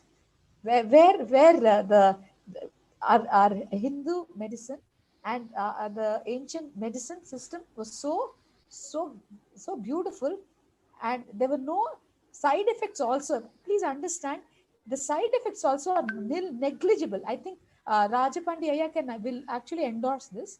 Whereas we know of a fact that with allopathy medicines, the side effects are so high. We have to constantly monitor the patients who are on continuous medications for all the side effects that can happen. Whereas it's literally negligible in terms of what the Ayurvedic medication is like. I think you can add some points on this, Rajapandi. Yes, sure. So, Rama, and I will acknowledge your all the points. Is in COVID, my experience. See, I treated age of 8 months to 92 years old. So pre-COVID, as a prophylactic, we treated, and the patient with positive, we treated. After also, in if a main complication like O2 saturation is very low. For the O2 saturation, the patient need to be in ICU for 7 days, 10 days, like that. So the billing and all. There is no medicine just for that ventilations. In that conditions, our indigenous medicines, within 2-3 doses or 2-3 days, the O2 saturation came above 90. And it was very weird. We always think we are, as a Indians and the world, as a indigenous medicine is not having the solution like. But every condition we have the solution. So simple medication, only some 4-5 medications is there, and we given that O2 saturation level was raised to 90-95. And the main thing, after the main complication is the lung congestion. The lung congestion was very severe, and it is spreading entire lungs, and the patient not possible to breathe, and that coagulation of blood also happening. There was no medicines in modern, and the patients are coming the 4th stage, 5th stages, and we are giving that very simple medication like garlic. Only the garlic with the milk, main garlic paste only we given, and the congestion in the lungs was drastically come down. After 4-5 days, we took the CDs, the congestion was totally disappeared. And for that, the entire world not possible to control, and the death rate is going up. But because of the Ministry of Ayush and the local government, we are giving right now, the death rate was coming down drastically. And this is our experiences I come. And one more thing I like to add, because what right now is the fundamentally all the companies are doing, it is presently, but these things are happened some 300-400 years before. Because when the invaders, even Mughal invaders came, they destroyed all the things, and that Christian invaders came, they did very cunningly. When they came, they destroyed all the Indian medicine systems and all our sciences, and it was not handed over to the tradition, and 4-5 tradition was totally cutted. Not only the medicines, in all the traditions was get cutted, and the people, we as an Indian, we don't know what our real proud and what is our scientific values. And before coming to this science, Ayurvedic science, I don't know the Charaka Samhita, Susuddha Samhita, Vagbada, like that. In Hindu medicine itself, we are having more than 1 crore books. In each and every areas in Tamil Nadu, if you take, and every area there was a medicine was documented. Entire India, if you take a close together book was documented, and up to 16th century, and before you also it is not handed over. But during the British, they totally demolished. They demolished the Gurukul system. because of the demolished the Gurukul system and they given the Makalo system, and they brought their whole sciences. Their science is greater, their medicine system, their engineering system, whatever the system is available there, the Western, they put it in our country, and they totally demolished our country, our education system and our Vedic culture. So even as an Ayurvedic doctor, I will tell, as we follow the Makalo system, as for the Ayurvedic, it's not correct. And Swamiji is always tell the Gurukul system is the correct. When we Gurukul system, we can learn the medical system and all the sciences. We need to come again with our Gurukul system. Then only our whole science will be evolved. Not only the Hindu medicines and Hindu education and Hindu science. And for that, and Amma will be, and Aya will give that insights. Correct. Yeah. So that's exactly. So one thing I understand in whatever the panel we are going through, we are obviously in every panel we understand what Mughal invasion has done, phase 1 innovation, phase 2 by Britishers, and phase 3 by, I will call it as a secular invasion. Okay, so all threes we have a problem, and slowly, steadily we are deteriorated, and there is no possibility of going back. That is, I'm just saying the biggest going back to the root is Kailasa, where Swamiji is talking about seeds of Hinduism has to be put, and Gurukul is the important main backbone of it. And it's a surprise to know, and all of you must be knowing about it. Gurukul, the question came like, fine, why Meghalaya has bought your country, don't have a schooling system? What are we talking about? When we are talking about Gurukul in 1830 or something, when it is documented, we have around 104,000 schools approximately were there only in Madras Presidency. And we had something in Punjab, we have in Bengal, all these places, this presidency that time is called, and we have a number of schools. Typically, each village, one school was system existing. That is the time I wanted to mention all of your viewers that that's the time British were debating that we have to teach the kids or not. Only the Prabhus, the elite class, the rich class used to go to Stanford and all studyings are having. Then they come to a conclusion that let us teach this poor to study what? Not for science or anything. They come to a conclusion because they have to study Bible, so we have to teach them how to. I want to put this in record. They all been educated not with so-called, social justice today, what they are talking about. They were blaming us that we didn't have a social justice that time. In a presidency level, you can say whether a Dalit or a Muslim or anybody, we had a fantastic thing. So in all panels, we are finding that pattern to happen. We wanted to re-emphasize this invasion part, phase 1, phase 2, phase 3 invasion. Such a drastic impact it created. Every one memory, muscle memory, biomemory has to be understand this so that we will be really a warrior, not a reluctant warrior for Absolutely. our Kailasa. Yeah. Yes. Yeah. Actually, yeah. Very beautifully you quoted, Aya. The chemicals, whatever we are consuming through pills, actually our lifestyle, the indigenous ancient Hindu medicine, it's based on lifestyle, Charya Pada. So that's how our ancestors were lived. It is not just handling with giving any pills and just treating superficially. We have to, our ancestors, they have beautifully lived, finding the root cause and treating with the root solutions. The chemicals, like whatever we are consuming, which cannot get digested, assimilated into our muscle memory and biomemory, touches only our physical aspect, stops manifestation of symptoms, and suppressing the symptoms does not cure the core of the diseases. Correct. But helps as the capacity by its very tendency to dissolve into our completely become part of even our muscle memory and biomemory. That's why when the herbs based things without becoming part of the chemicals, when it is entering inside our system, it is completely healing and finding the it's a treating from the core and treating from the root issues. Exactly. That's how beautifully we were living, and currently yes, yeah. Yeah. So taking just from your point of view, Mark. So it's not only a chemicals. I think I want Rajapandi to just discuss about this Varma system also. We saw the video. I'm sure all the viewers would have seen this video, 5 minutes video, where someone was beautifully demonstrating what's Varma. He was eating some beef, and that he was demonstrating how the digestive system happened, And and we've seen earlier similar kind of videos where even the iron can be broken out. So this is also one of the system which got destroyed over the period of time. So just give a quick glimpse about this Varma system, Rajapandya. Yeah, whether you are putting that slates right now, playing. We already ran that. Okay, what we have sent it. So we saw that elderly man demonstrating that all this thing we have run it. So you can give the signs of it, then how it got died and why it's not a mainstream. You can give the glimpse in short way. Okay. Yeah. Thank you. So I like to introduce the Varma, the greatest science. We can tell it is our science, and very. So in that science only, that basic thing, how the Kundalini is circulating in the entire body, that whole anatomy structures explained in Varma.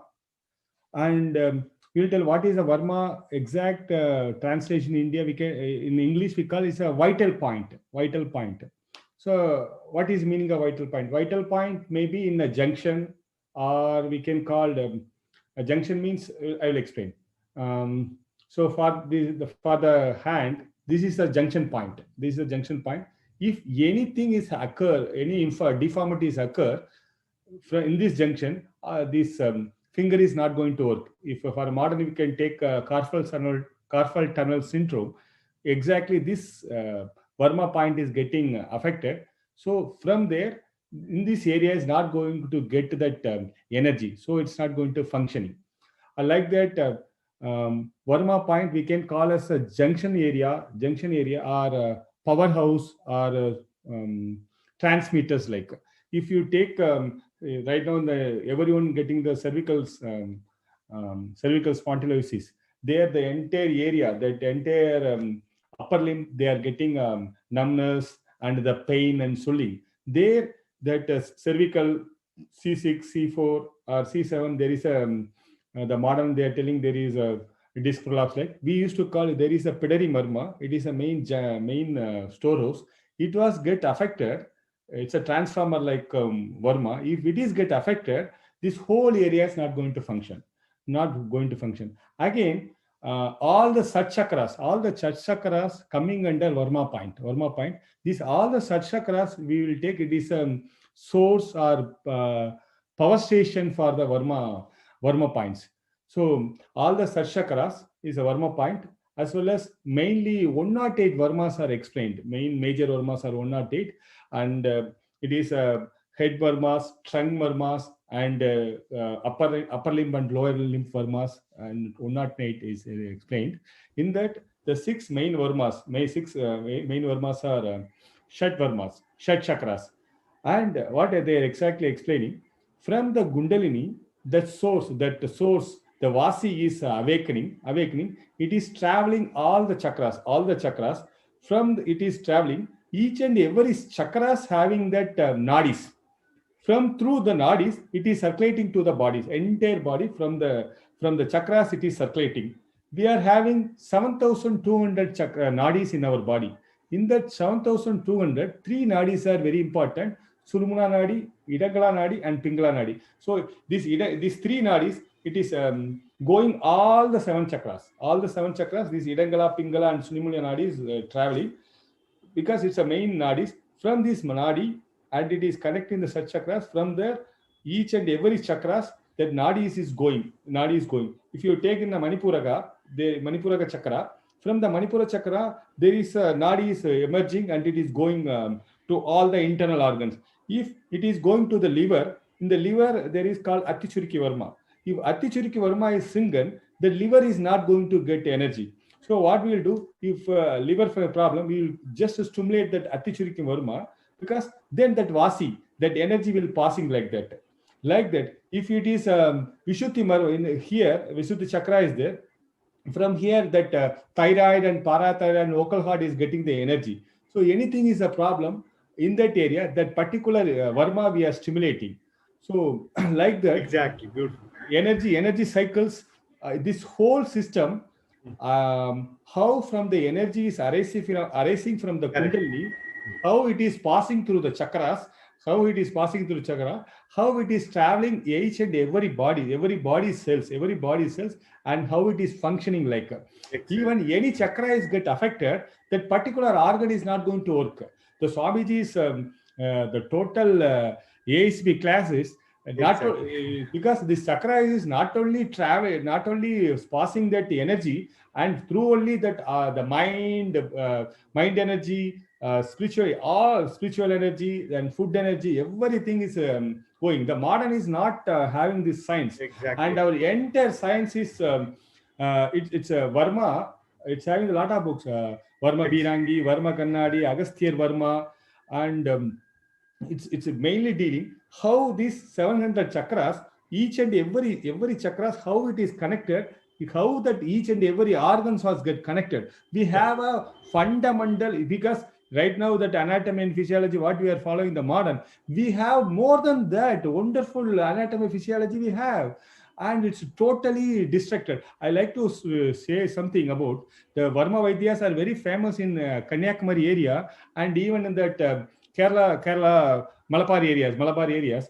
During that independence period, what they did, it's because Varma is not only for the medicine as well as for the fighting purpose also. So the Varma is what they are using fighting purpose. It's called Adivarma Murai. Because if you are going to fighting, for example, this is the hand. If you are hold like, the person will easily remove from your hand. But if you hold like this, the opposite person, they can't remove. They can't take your the hand, because for example, if you are hitting this area, patient may not faint, but you are hitting this area, just upper area, the patient will immediately find a collapse. So Adivarmas, the major for previously, all the warriors used to learn Adivarmas. In Kerala, it's very famous Kalari Fightu. So the people for the Kalari Fightu, they need to go for the Yogashana, the bodybuilding, and how to fight. Because Adivarmas, even a simple point, if you are just triggering, the person will be faint, and even you can kill. Even without touching also you can. Like that was the science was there. And what the British people they did, even Varma, simple stimulation, they used to cure a lot of diseases. All right now, what that cervical spondylosis and lumbar spondylosis and the frozen shoulder and the headache, simple headache, these are the things, just the stimulating the point. And because some junction that the vasi is not going, that the power is not going, the source is not going, so the person is getting pain or thing. They just stimulate that area and give some kashayas and thaila, the persons are easily cured. For that, if the modern, they are going for the surgery, and after the surgery, we don't know how, whether the success or not. Yes, exactly. Yeah, this is the point I wanted to. I mean, it looked like I was really enjoying this whole thing. It looked like our ASP class, as you say. You're talking about all 7 chakras and how it goes. And I'm really, with a lot of gratitude, I'm thinking Swamiji and say, like, he has, equipped us, all of us, as a spiritual healer.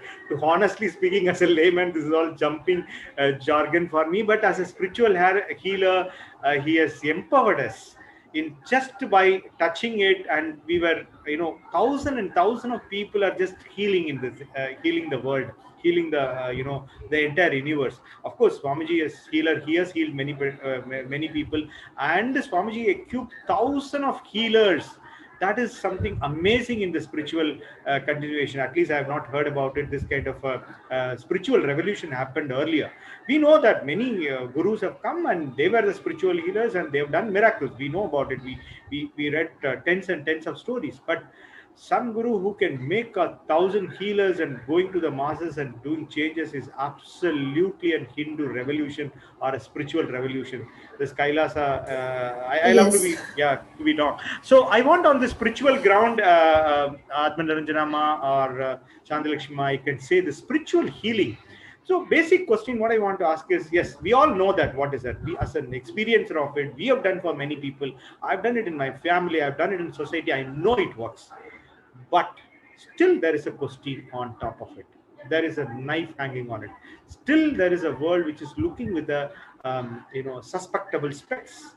Okay, particularly a doctors. Okay, so in this ground, I want you to little answer that. I mean, any of you can just pick up. Yes, Dr. Atmanarajanam, just before you start, I just wanted to add that as Abhimuktaya rightly pointed out, many spiritual healers, we've heard about gurus, saints who heal people, and we've heard about many miraculous stories. But for the first time, we have Swamiji, a guru, who not only he has healed hundreds of thousands of people around the world, but he's initiated so many number of people. He has initiated hundreds of thousands of people into the spiritual healing. What we practice is the Nitya spiritual healing, using the cosmic energy, as Dr. Atmanarajanam would explain, how he has initiated so many spiritual healers around the world who just casually perform this spiritual healing in helping people, helping humanity around the world. So I just wanted to point out that. Back to Dr. Atmanarajanam. So it's beautiful for me to actually share this. Being an allopathic doctor, what happened was when I got initiated as a healer, I went back and I was we are supposed to start a healing center, right? And this was like here I'm a doctor, I'm supposed to be giving allopathic medicine or whatever the cure which I am supposed to be handling, and here I have set myself out to give spiritual healing. So inside of me, please understand, there was such a contradiction. What are people going to see? The whole thing went to, what are people going to think? Here is a doctor, but she's giving spiritual healing. Does she not know her practice, number one? Or does she not believe that practice which she has got a degree for? And what exactly is this spiritual healing? You won't believe it. Only when I understood the science, such an elaborate science of spiritual healing that was given as during the spiritual as a spiritual healing course, we understood that we are made up of 5 koshas. First, that was the first knowledge given to us. Second, every kosha, you have some different type of a healing, a medical practice for it. So if it is Annamaya kosha, which is the physical body, yes, you have allopathy, you have acupressure, you have acute touch, okay, and you have Alexander therapy. But when you go on to the subtler koshas, okay, which is the pranamaya kosha, you have pranic healing. Like that, when you go on to Vijnanamaya kosha, you have Manomaya, Vijnanamaya. In the Vijnanamaya kosha, you actually address that kosha with Ayurvedic medicines and Hindu medicines and Chinese medicines. Then when you go deeper in, that is the Anandamaya kosha, that is where spiritual healing happens. When I knew the science behind it, it was so easy for me to even tell the people, look, there is a limitation. Every kosha, there is a limitation to the manner in which you can heal. You can only go to this level for this particular thing. Beyond it, if you really need to go, that is when spiritual healing really took off in such a big way. As I started becoming a healer, as I was walking past, this is my direct experience. We used to have a spiritual healing center. I had converted my garage, made it so beautiful for people to come and get their healing. And there was this one person who was actually writhing with pain. He was sitting there. I was upstairs and I came down. I walked in, he stood up. I said, what is the matter? He said, my pain has gone. Please understand, when we become spiritual healers, we radiate that healing energy. Simply walking past that individual healed him. At that point of time, we need to understand, where are we? We've just become channels of that beautiful divine energy. And it just radiates from us. And there is a recipient there who is also believing in this. So the recipient received it in such a beautiful way. And the person who's healing was pure channel of this energy. I just walked past and he said, Ma, my pain has gone. That is when there's so much of gratitude for Swamiji. He only said one thing. He said, my healers are my hands. Exactly. I have only 2 hands. I need more healers for the world.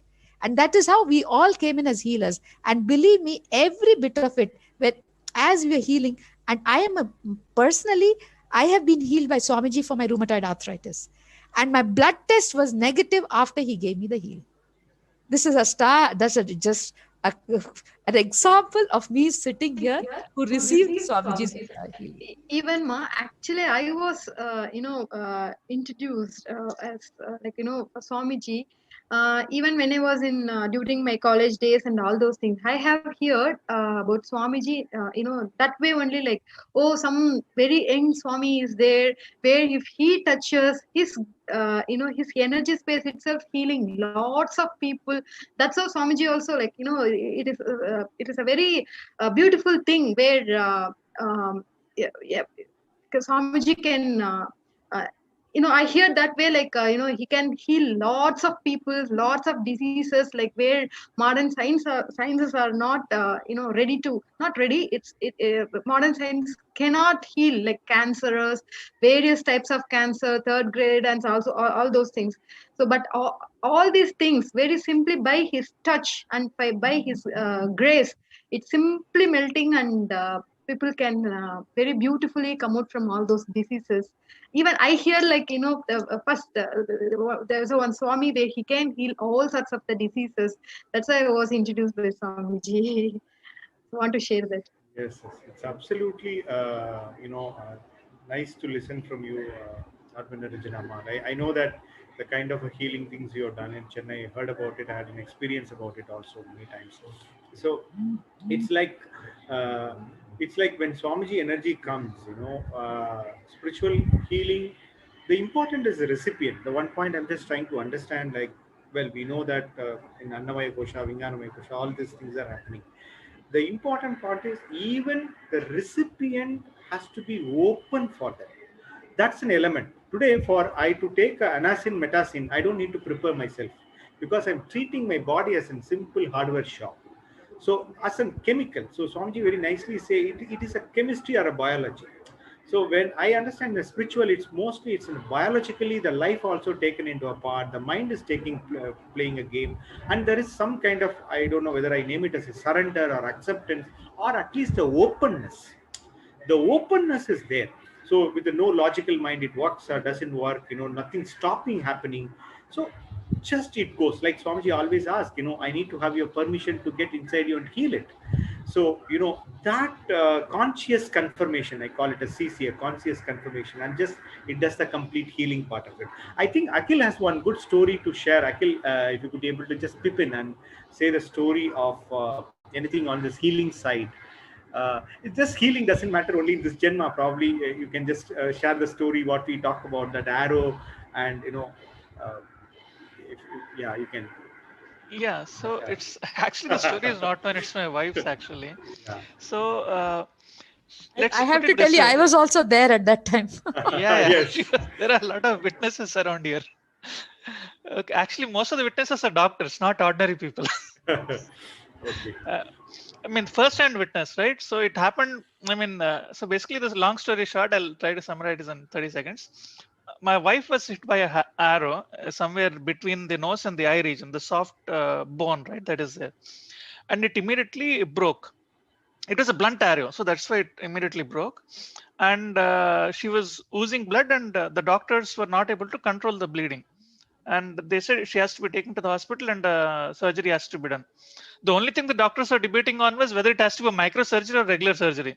Then there was another doctor who stepped in and said, okay, I know someone, let us take her an ambulance there so that we can get a microsurgery done. And she woke up the doctor in the middle of the night. That was around 3 or something.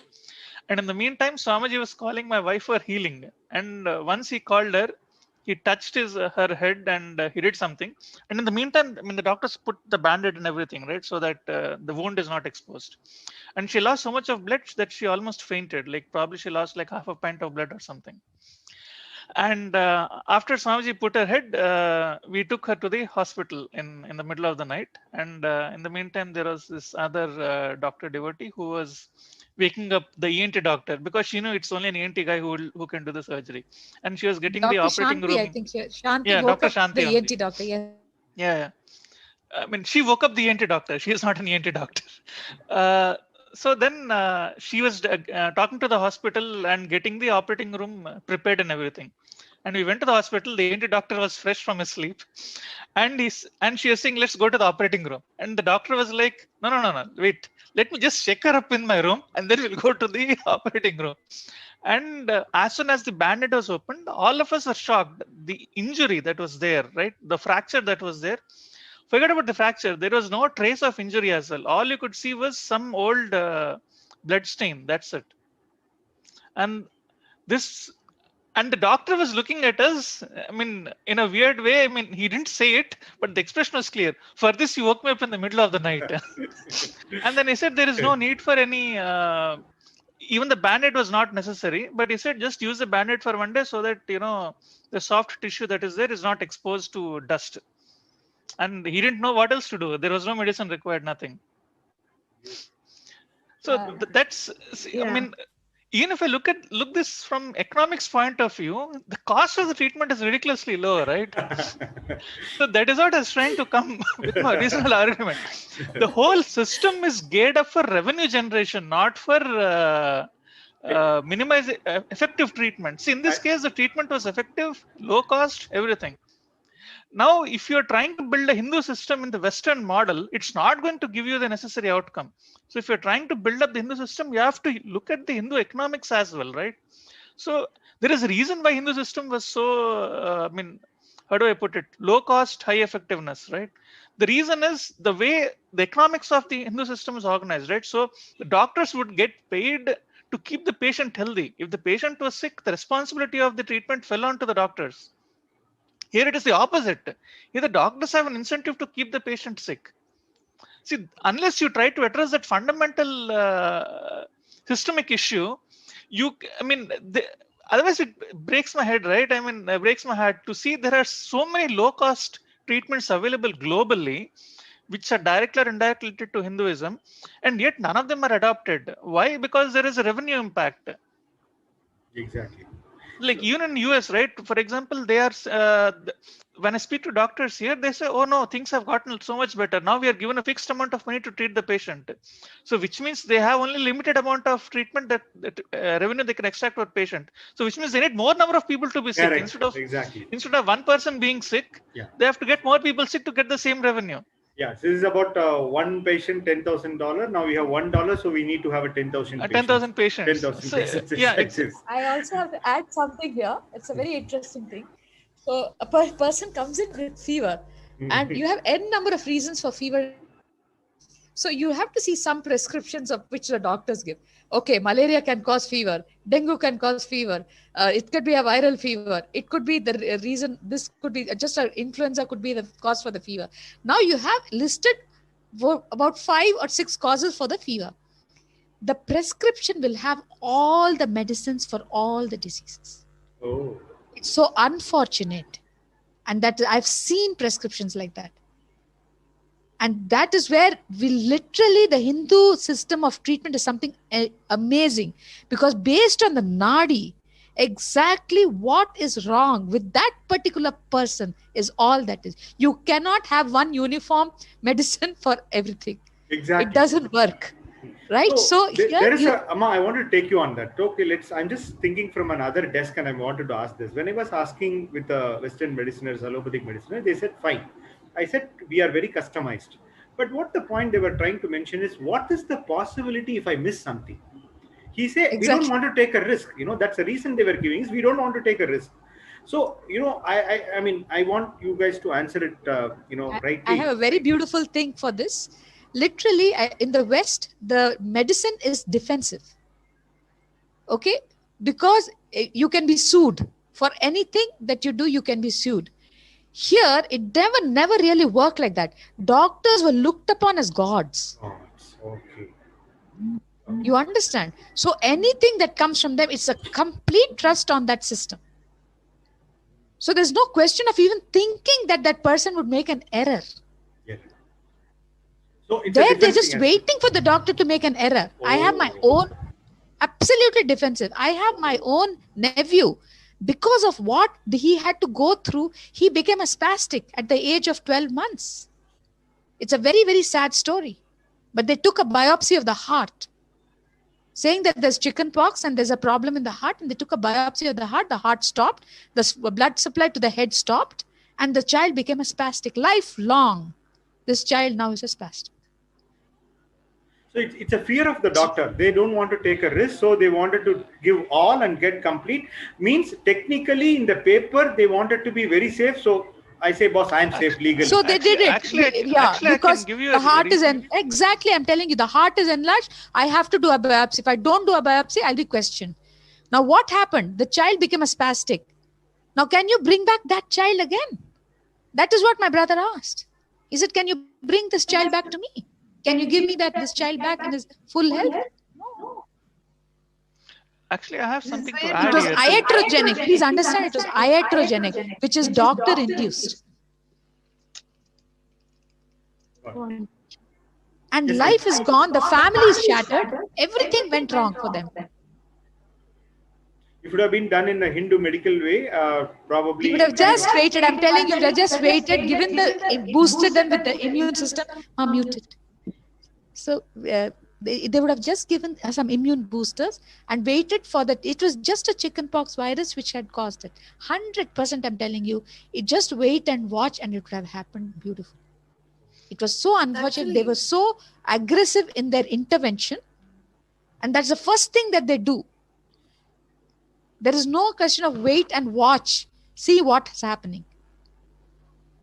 And that is where actually every time anybody goes, first thing is allopathy will treat the medicine, they treat the disease immediately. You will have immediate results. Results will come immediately. Ayurvedic takes time for the benefit to happen.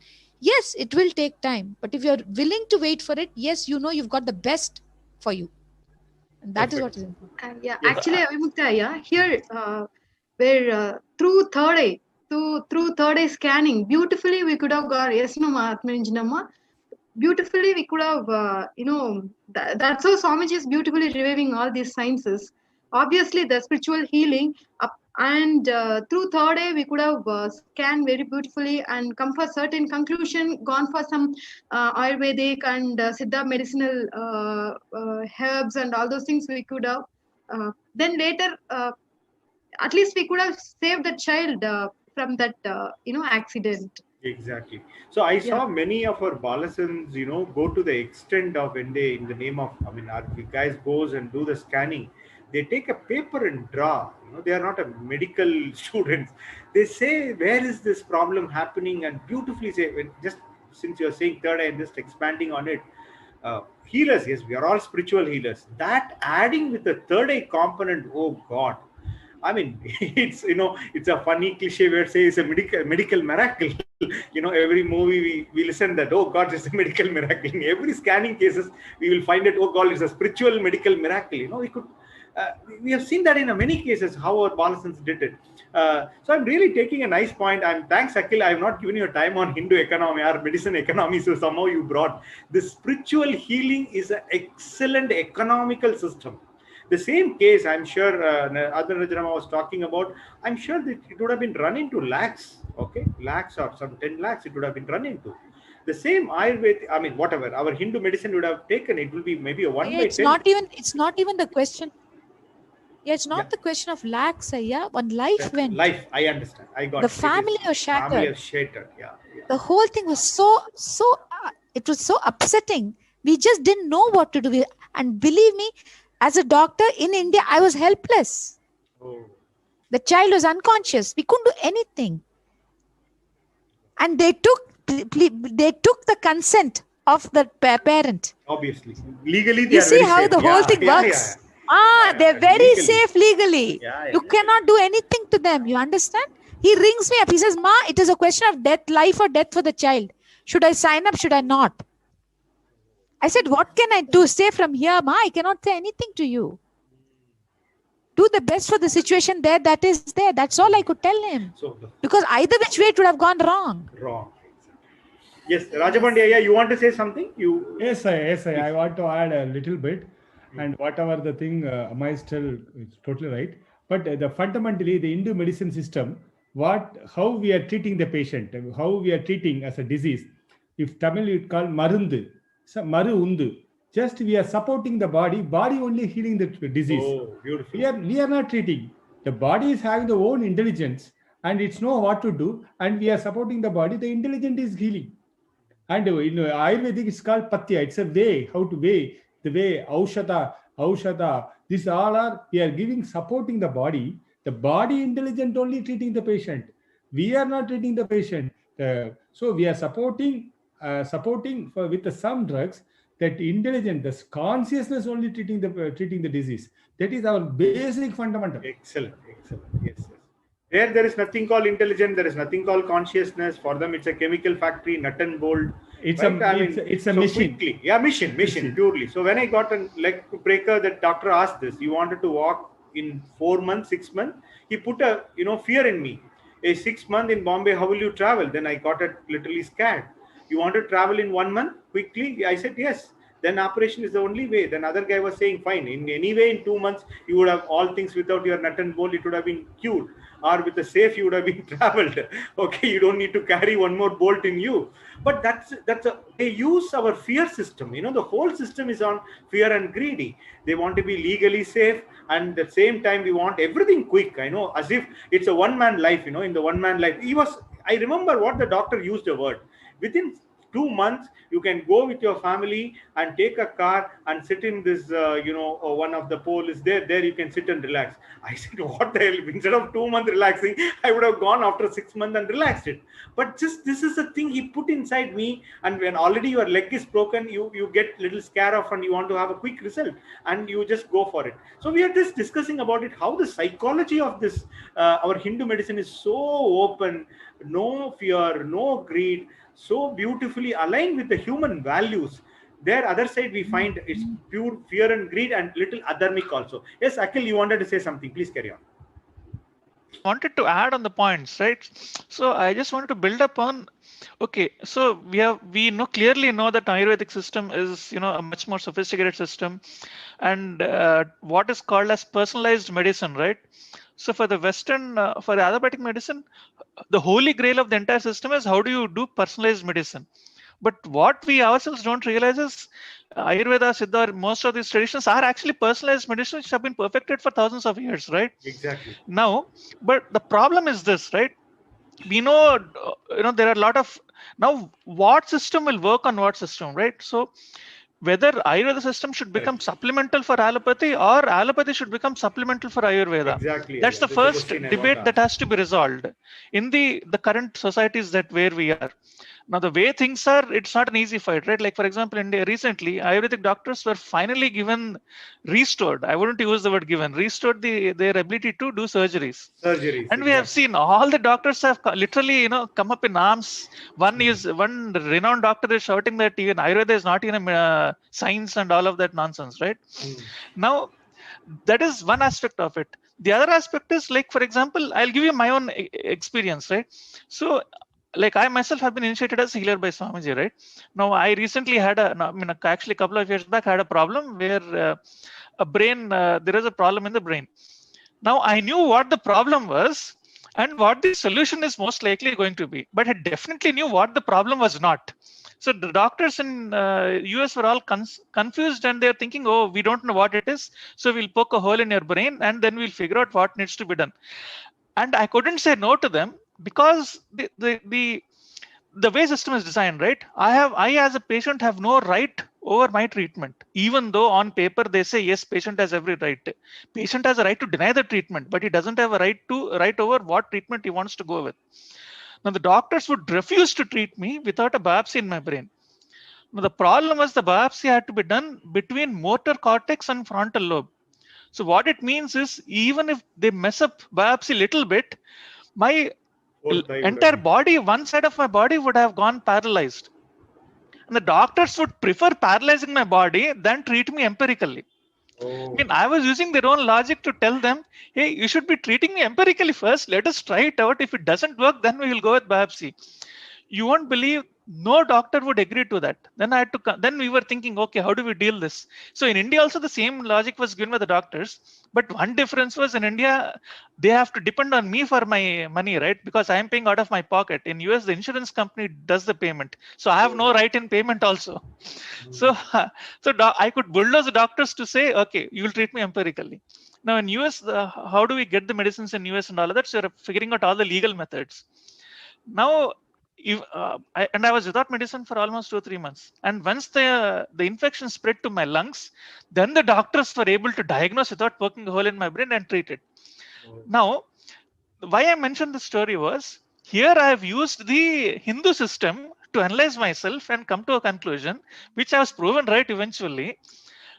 And obviously, I wouldn't have had this understanding had it not been for Swamiji and his support.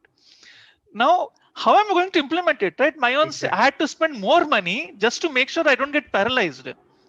See, doing a biopsy would have costed me about what, $5,000 or $10,000. Here I had to spend $20,000 just to make sure I don't get biopsied, and make sure my left arm and my left leg is not permanently damaged. Exactly. So this is a question. I'm sorry. Just to add to this, now even if we have such a well-defined system in place, are any of the national, constitutions of any of these countries, or do they allow for such a system to actually work? Yeah. Like, I'm giving you so many cases where it's becoming impossible for me to follow the Ayurvedic system. Yes, Rajapandi, there's a to question. add something here. Actually, yes, I had yeah. my So own. yeah, that's a very good question. Very good question Akilaya has asked. Does any constitution of any country support us to practice this Hindu medicine system? That is what we are struggling with. Even though we know how we should be treated, how our body should be treated, we don't have a say in it. We have to go with the flow, or we are forced to go with the flow. That is why Swamiji is reviving Kailasa, the only nation in the world where Hindu constitution is practiced, where Hindu medicine system is practiced, Hindu education system is practiced. So we have the freedom for the right, whether it is right treatment, we have the right to the right treatment. Why should I have been forced to go with what for the interest of the doctor, or for the interest of the pharmaceutical company, instead of choosing what is right for me or for what is right for the patient? That is what is not is considered. And what Swamiji is reviving, whether it be the Nitya spiritual healing, whether it is the Atmalinga healing or the third eye healing, different forms where we can awaken the intelligence, where Swamiji is awakening the intelligence in each and every one of us, one, to heal ourselves, as well as to provide the spiritual healing freely, absolutely free of cost, to anyone who needs healing. What a beautiful system that Swamiji is evolving, and he's reviving this and giving back to us what is rightfully ours. We have been deprived of this. We have been snatched all of these traditional things. Now we sit and see, oh wow, what a great past we had, and we are following or appreciating or just fancified with the Western way of life, and now we are suffering with the effects of it, the side effects of it. And we can clearly see all that shines is not gold. And Swamiji is reviving this ancient system, which is so valuable, so important, so holistic. And most importantly, the only place on earth where this is legal, this is where Hindu medicine system be it is our choice. Like, he has given that freedom to us. So now our question is, do we want this, or do we want to suffer? We have heard many number of mishaps that have happened through the modern medicine. How many lives have been lost, or how many accidents have happened in the surgeries, or how many such mistaken diagnosis through which people are suffering. We've heard enough stories. Do we want this? Yes, Swami. Instead of You are making absolutely right. intelligent choices, do we have to suffer with this? What is the choice? It is ours. Because of the choices we made, it is why we are here today. Now I'm requesting every single one of you that you're watching, I am sure 100% you're agreeing, and I'm sure there are many cases or a few cases in your own family history where you've seen something that have happened to your relative or your own family member.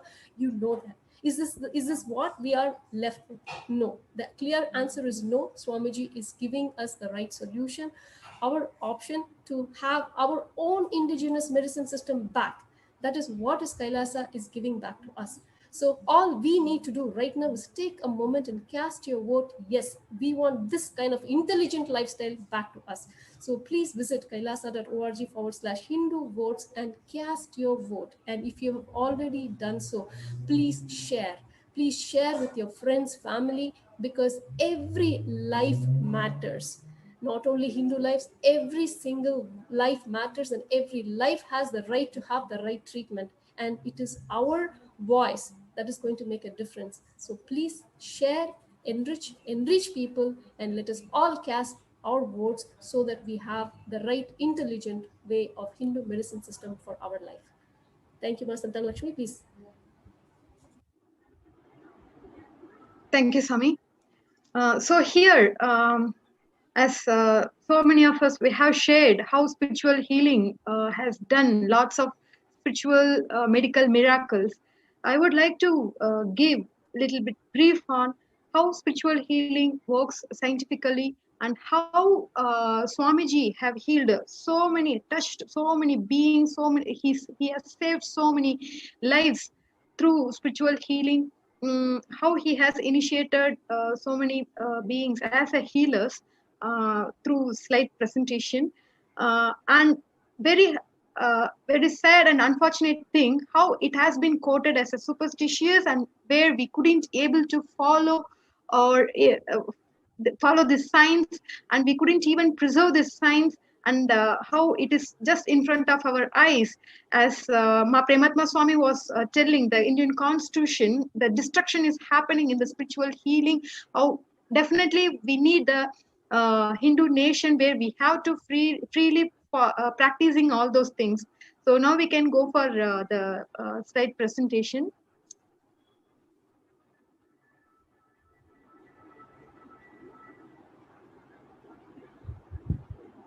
I would like to... In TV operators, can you be projected?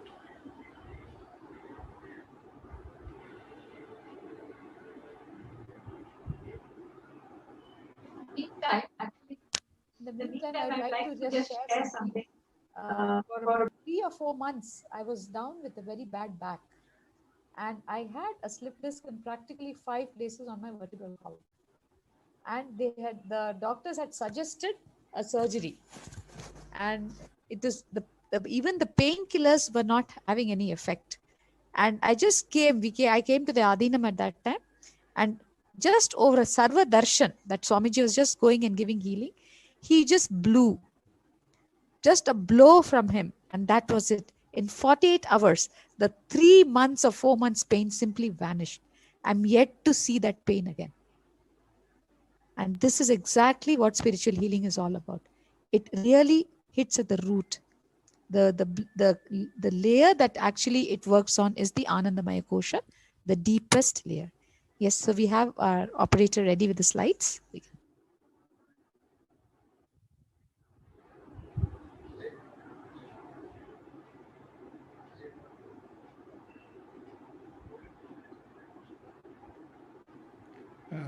I will add one more thing here.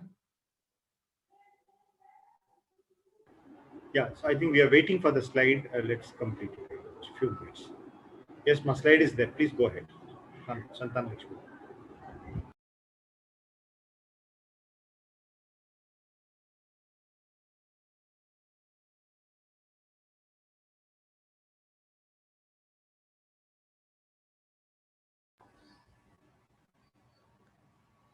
Yes, Masatan Lakshmi, or who's presenting?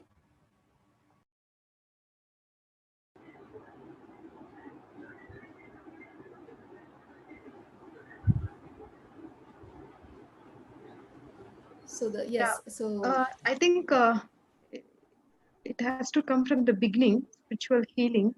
Yeah, it's right.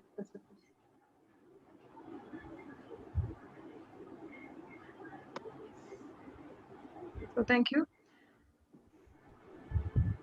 The spiritual healing, it is something, science of super consciousness.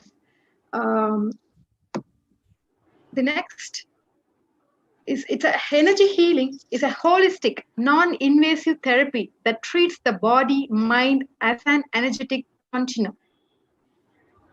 Any physical or mental disease is an indication that there is a blockage in the energy flow. Please understand here where Rajpandya Ayya has explained about the Varma therapy, exactly functioning in the same way, where we have 72,000 of nadis in our body.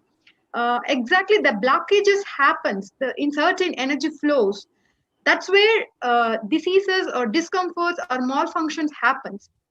Through this Varma points, just by touching those points, we could able to remove those energy blockages, and we can increase the circulation. Circulation means most of the time we misunderstood with, that's how modern science, modern medical system has referred as it. Circulation means it's a only blood flow. It's not. Absolutely, it is not.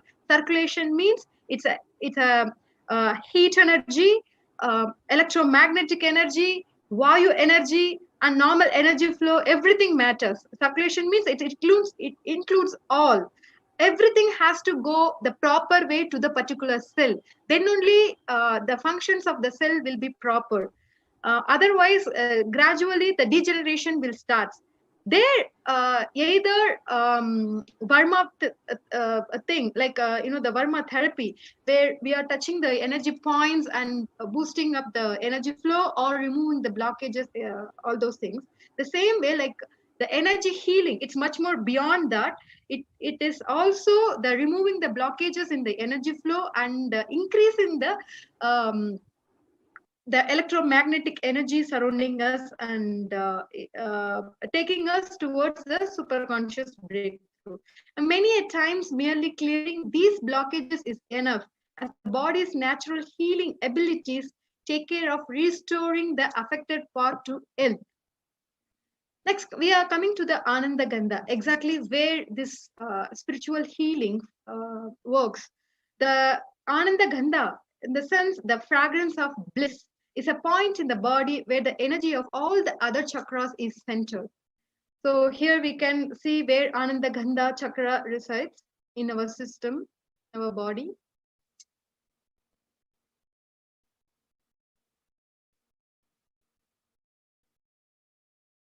The source of Ananda Gandha, which is source of spiritual superconscious healing, is the ultimate science towards enlightenment. The science of Ananda Gandha delivered to planet Earth only when incarnations land in planet Earth. It comes from eternal silence, not just physical healing or mental healing. Physical healing also happens because your very DNA structure gets re-altered. So beautiful thing. And I would like to add another thing where Rajapandi was sharing about the Varma therapy, how beautifully it functions and how it treated so many, miraculously treating so many diseases and etc. This Varma therapy has been practicing thousands of years. But very recently only it is getting familiar, and obviously that is also labeled as superstitious, quackery, and fake, etc. In Kanchipuram, there was a Bodhidharma. It was a Siddha Perumal. He's a saint. He traveled to China, and there he has established the martial arts, and there it came from there. It started the acupuncture and acupressure, all these things. Those sciences or came from our Siddha Varma therapy, basically. But unfortunately, we couldn't able to either relate with that Varma therapy where our ancestors and our Siddha Perumans, they have beautifully kept alive these signs. But unfortunately, we couldn't able to. But those acupuncture and acupressure was very much familiar amongst the global. But in India, where especially in South India, our Siddhas have given this beautiful sciences. Exactly, it is directly from Paramashiva. That science we couldn't able to practice without any legitimized way. So this is one the point I would like to add. Yes. I request yes. Yes, sir. Yeah, only one. I think our NTV operator has one more video to just support this. So we just thought if you can just run that, viewers can really catch up fast. Sure. Yeah, NTV operator, can you run that?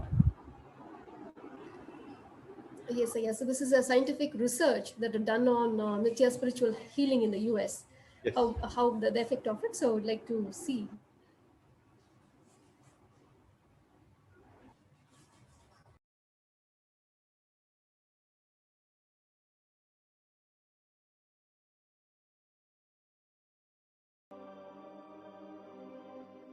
Dr. R. Murali Krishna President COO, Integris Mental Health, James L. Hall Jr., Center for Mind, Body and Spirit, Oklahoma in US, and his team invited Nithyananda to derive scientific evidences for meditation and the state of his enlightenment.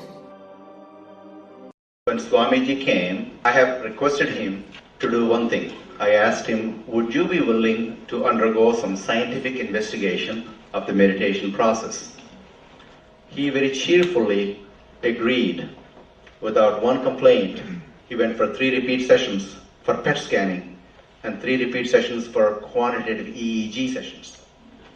And these are really not very easy tests to go through. It requires a lot of patience and a lot of willingness to do that. So we did that. Because if a meditation process is doing something to your brain, we should be able to detect that. Scientific findings are verifiable. They're replicable. You can replicate them, duplicate them. So Swamiji went through those sessions and we found some interesting findings. In PET scan, they inject a radioactive dye which goes and sits in parts of the brain that are active. In the normal, non-meditative state, the brain is very active. And when we are seeing someone, the rear end of the brain, the visual cortex, is very active, as shown in the diagram. Usually the brain is so active, there are 100 billion brain cells there. But what meditation does is something very interesting. It shows the frontal lobes getting more active. The frontal lobe is where you have judgment, wisdom, reasoning. Here are some of the brain scans I'm going to share with you. This is alert, non-meditative state. The second one is 30 minutes into 30 minutes meditation. Look at the frontal lobes, how they light it up. They light it up big time. 60 minutes of deep meditation, and here is a deep, deep level of meditation where it lights up significantly right here. Right in the middle. Probably 1.5 inches, 2 inches deeper.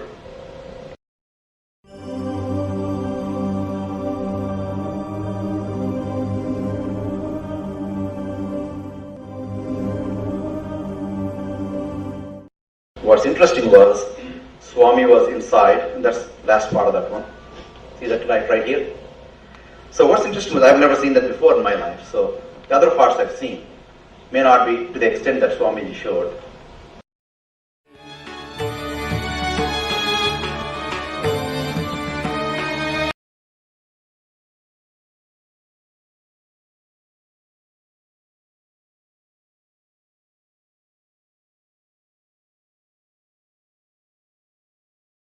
And again, just to remind the viewers, this is our own ancient practice.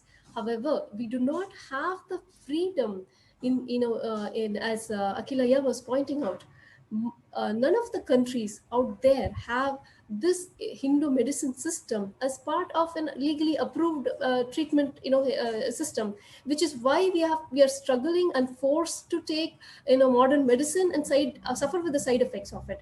So but we do have a choice to make. We can choose our future. No matter how our past has been, we now have the option to choose our future. So which is why Swamiji has created this Kailasa nation for us, for a holistic living, not only that, an enlightened lifestyle, having the best of what Paramashiva has to offer, and that includes the Hindu medicine system as well. So requesting everyone to please take a moment to cast your vote at kailasa.org/Hindu votes on subjects that matter to us, our lives and the lives of our close ones. So please share this link with everyone, every single practicing Hindu out there, to let them know that we now have the choice to have our own best practices back again.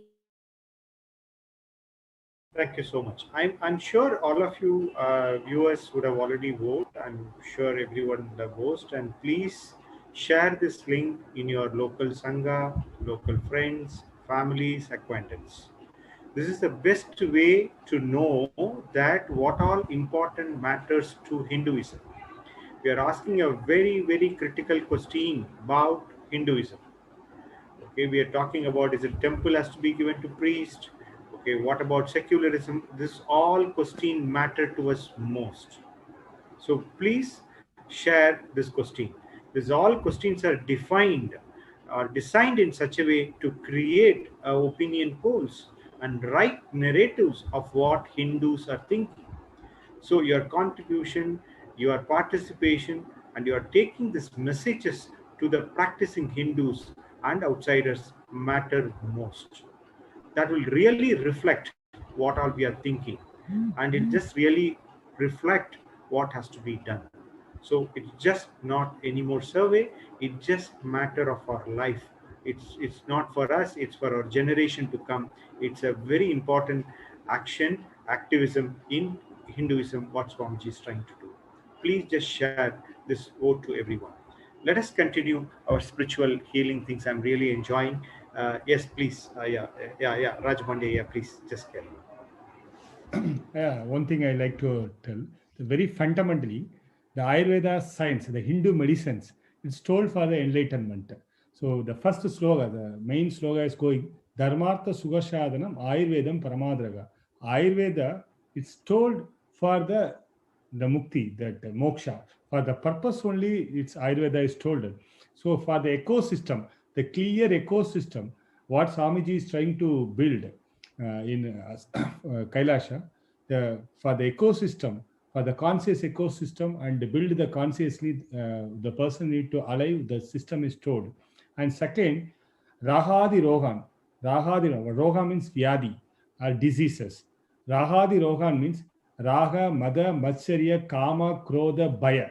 These are called. Raga means anger, Raga, Mada means proudness or Anava, and Matsarya means again enviness. These are all called as Roga. So once we will come out with all this Mada, Matsarya, Kama, Krodha, then we will move to the consciousness. So Ayurveda is telling, because of this Rahadi Roga, the person, because of these Ragas, Mada, Matsarya, the persons are getting the diseases. What Swamiji is exactly telling. And those who are eliminating this Rahadi, those only called as Vaidya. They are called as Abhurva Vaidyas. And finally, I like to add, one Shishya is telling Guru, what is the fundamental work for the doctors? Because the doctor can't extend the life of the patient. They can cure, and some night may not be cured, but doctors can't extend the life of the patient. Then if I'm curing also, the life is not extending. Then what is the main purpose of the doctor? Like the question that Guru is telling, you are eliminating all the Rahadi Rohan, all the karmas of the patient, all the Rahadi Rohans, you are eliminating the patient and giving to the Shiva. It is the purpose of the doctor. Wow, beautiful. Excellent. Yes. What Swamiji is exactly doing. And those who are doing this thing, they call the Abhurva Vaidya. I always see Swami is Abhurva Vaidya. Beautiful. It's a cosmic doctor. And that's what, once again, I keep on wondering, the question is some surprise doctors. Every time this my surprise tree grows up is fine. We know many gurus, they've done miracles, but he's a guru coming and just pouring compassion in program after program. We are making healers, and when we start healing itself, we say, hey, come on, we want to extend yourself. You got healed, come on, you become a healer. This is like, this current corporate world say multi-level marketing. I'm millionaire.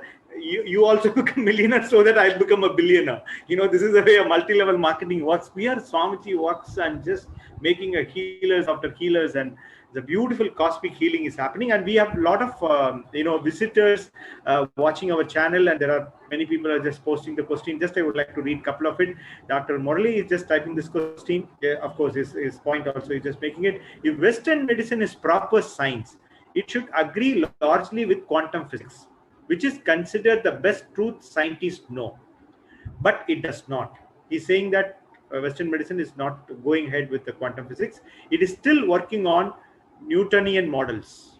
Who are they? Cheating themselves or others, or both? We know that they're just cheating themselves. So this is a time Western medicine has to start talking or equating themselves or recontextualizing themselves with the quantum physics. That's one of the theory is happening, so that even Western medicines have started listening. So one of the panelists who came last time, Nilesh Vok, he was just mentioning, yes, he was putting one point, he's just doing a research on our Vedic period of Ramayana, Mahabharata. He said at least some Western universities are little open ears to, at least if they are not accepting, at least they are in the listening mode. But coming back to Indian universities, highly liberal, leftist, and how highly corrupted, and we have gone back worse than our invasion time. Still, they are not even in the mood to listen it. Okay, so similar kind of a trend we are seeing. So other question is, Western medicine still cannot differentiate awareness of sense from the consciousness. They do not even know what consciousness and confuse it. Yes, we agree with you, Dr. Murli, right? That's exactly we are discussing about. How are they even fit to research on something they cannot even define, or at least even they have a modesty to accept that they don't know? That's a good question. So they should come and say we don't know it. But that's what. So this is a question I always ask. We have a success, we have a data, we have evidence, but still, what is what is the problem a Western medicine have in accepting that? That's exactly is reflecting. Yes, ma. Advanajana, you can just start. You can answer this, or you can continue with the spiritual healing answers. So I'd like to have the slides, the NTV operator.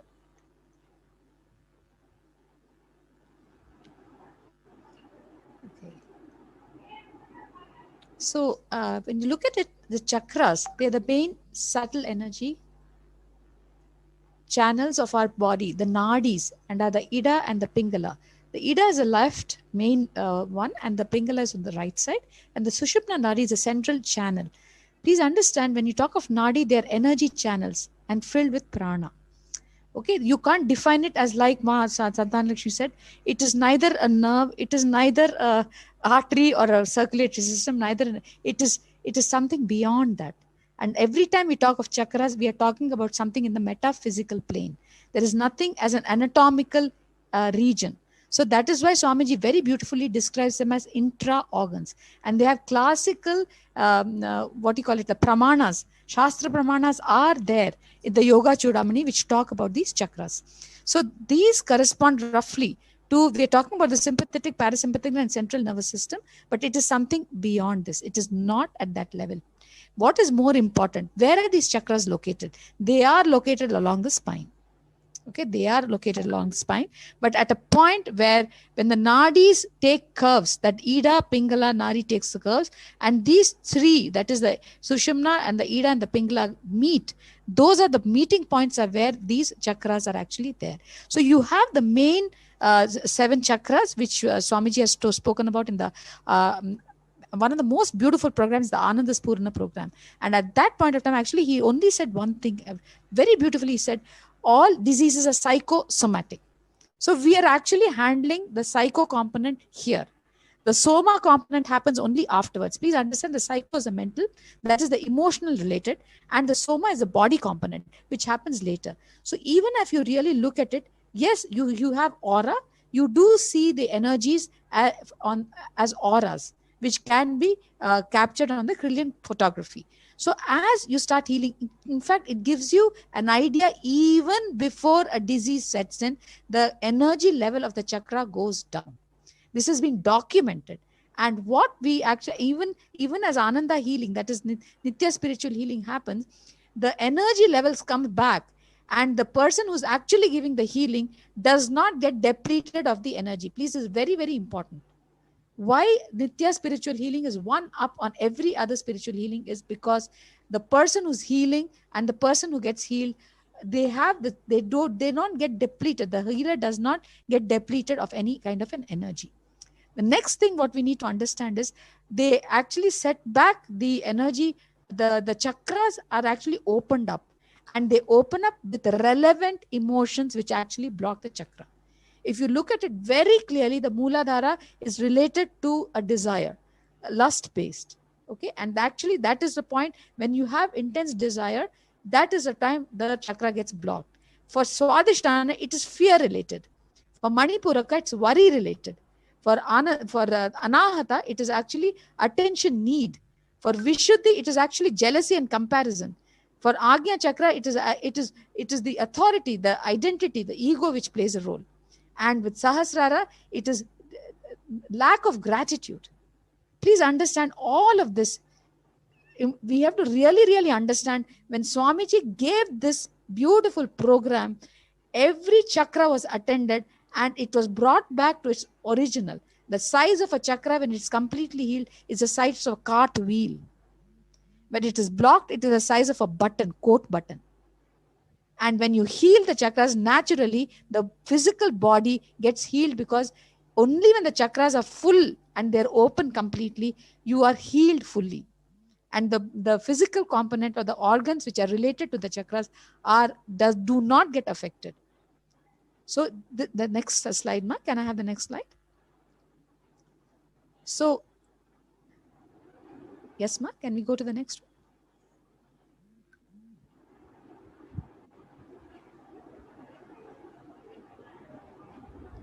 Right. So the chakras are the subtle energy powerhouses which are responsible for spinning and drawing the universal life force of the prana into the body. They act as batteries to store this energy and distribute it to the surrounding areas of the body. Every chakra is related to some neural plexus, and it is also related to some endocrine organ. So we also know that both these play a very important role in maintaining the internal milieu of our system. So what becomes important is we actually do prevention.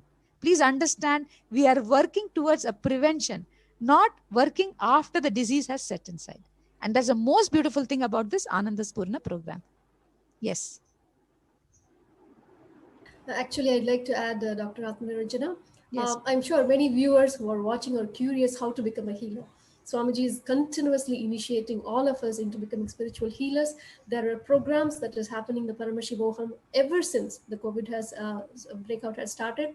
KAILASA has been offering the Paramashivoham 16-day program, which is still going on. And you can sign up at paramashivoham.org for the next season, and where you can get initiated into a spiritual healer. And not only that, we have a very, very special program coming up on January 7th, Paramashivoham. Swamiji is going to be conducting. So even then, you can get initiated as a spiritual healer. So if you are curious and wondering that you would like to be part of this holistic system and holistic Hindu medicine, definitely you can register for these programs. And of course, now just take a moment to cast your votes and share with your friends and family so they can cast their vote for the Hindu choices. So Hindu votes matter, Hindu votes are sacred, and Hindu lives matter. So please take a moment to cast your vote, kailasa.org/Hindu votes. Yes, Ma, thank you. So we are now moving into the Nithyananda spiritual healing initiation. It's amazing, like what Ma Prematma Swami has said. Do not miss this opportunity. It's a very, very wonderful program that's coming up on the 7th of January, taken by Swamiji himself. So every person has an opportunity to become a healer. And it's the most amazing thing, because when you heal, you are in a blissful state. The healer goes into a blissful state. And of course, the person who's healed is naturally in deep space of gratitude. So the healer's initiation is straightaway related to your enlightenment. This is the most important thing we need to understand. We are a pure channel without our identity inside. And when we connect with Swamiji, after he has initiated and opened the Ananda Gandha, which cannot happen unless there is an incarnation on planet Earth. He is the only one who can open the Ananda Gandha and do what he's doing for us. It's a more than anything else, I can only say one thing: deep gratitude for what he has given to humanity. Every stage of it, when you really look at it, it's compassion overflowing. So it's a straightaway, it's neither not, you are also healing the person, you are also getting healed, and you are also attaining the space of enlightenment. What more can we want? So the healer's initiation is actually at two levels. One is healing yourself, that is a self-healing that can happen, and healing yourself and healing others.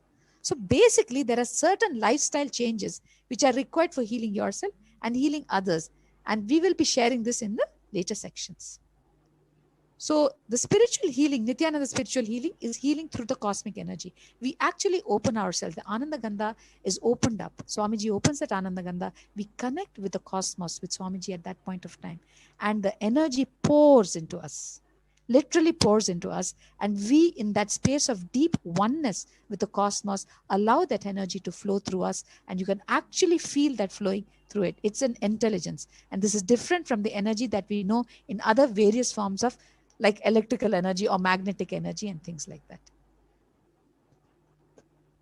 So in Nithyananda spiritual healing initiation, you are initiated by Swamiji and you become a channel for the same divine cosmic energy that Swamiji himself embodies to flow through you to the person to receive the healing. So how does the healing happen? Yes, ma'am. Yes, Dr. Atmanija, thank you so much. Actually, I think in the interest of time, I mean, it is very, very interesting to hear more about the Nithya spiritual healing, and definitely, you know, people can sign up at paramashivoham.org and register themselves for this most beautiful, auspicious, like, you know, the initiations that Swamiji is giving, not only the spiritual healing, but various initiations that you will be getting through the Paramashivoham program. And one of the things that I would like to point out is with the Nithya spiritual healing is there is no, you only get energized. The spiritual healer actually becomes more energetic. And as you mentioned, a person with the spiritual healer, when he is giving the spiritual healing to someone, the energy, the cosmic energy flows through them. And in any tiredness or anything, that ailment in them also get beautifully healed. And actually, when you compare to other types of healing, for example, Reiki healer on different types of healings, when you are, touching somebody and giving them a healing, in fact, you're actually, when you're giving healing to somebody, you're actually removing their karma. For whatever reason this disease has happened to them, we are basically removing that karma. When we do this type of healing, like Reiki or anything, without that actually we accumulate the karma of that person. We are basically removing from that person and we are taking it to ourselves. And that's why many times you can see these healers, these Reiki healers actually become very tired and, at the end of giving healing to somebody. The spiritual healing, however, Nithya spiritual healing that Swamiji initiates us is actually a cosmic energy, none of our intervention. We just become a channel and allow the spiritual healing to happen. And we do not interfere actually, and in this whole process of the healing happening to that person. So it is such a beautiful ancient system. Now the question, as Avi Muktaya, we were talking, do we have the right to practice this in whether as a as Swamiji pointed out, in many countries, in most of the countries, actually Hindus are just minority. So whether by population, even by population, if they may be large, but Hindus are minority.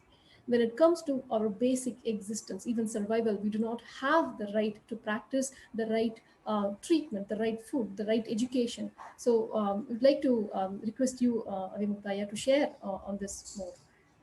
So to summarize what we discussed, we were talking about how Varma system is set so beautifully, and it's tough to say, but it's more or less dying. Okay, and we have seen the similar other systems also. Of course, government is trying to take some measure here and there, but more or less it's not getting legitimate. Let's understand. And once again, I emphasize there are many laws have already come in. For example, when we take a Pukuli, that fire walk, okay, which Swamiji says medically it just removes so much fears inside you. It becomes illegal in so many states. Particularly in Maharashtra and Karnataka, you cannot do that. That's become an illegal one.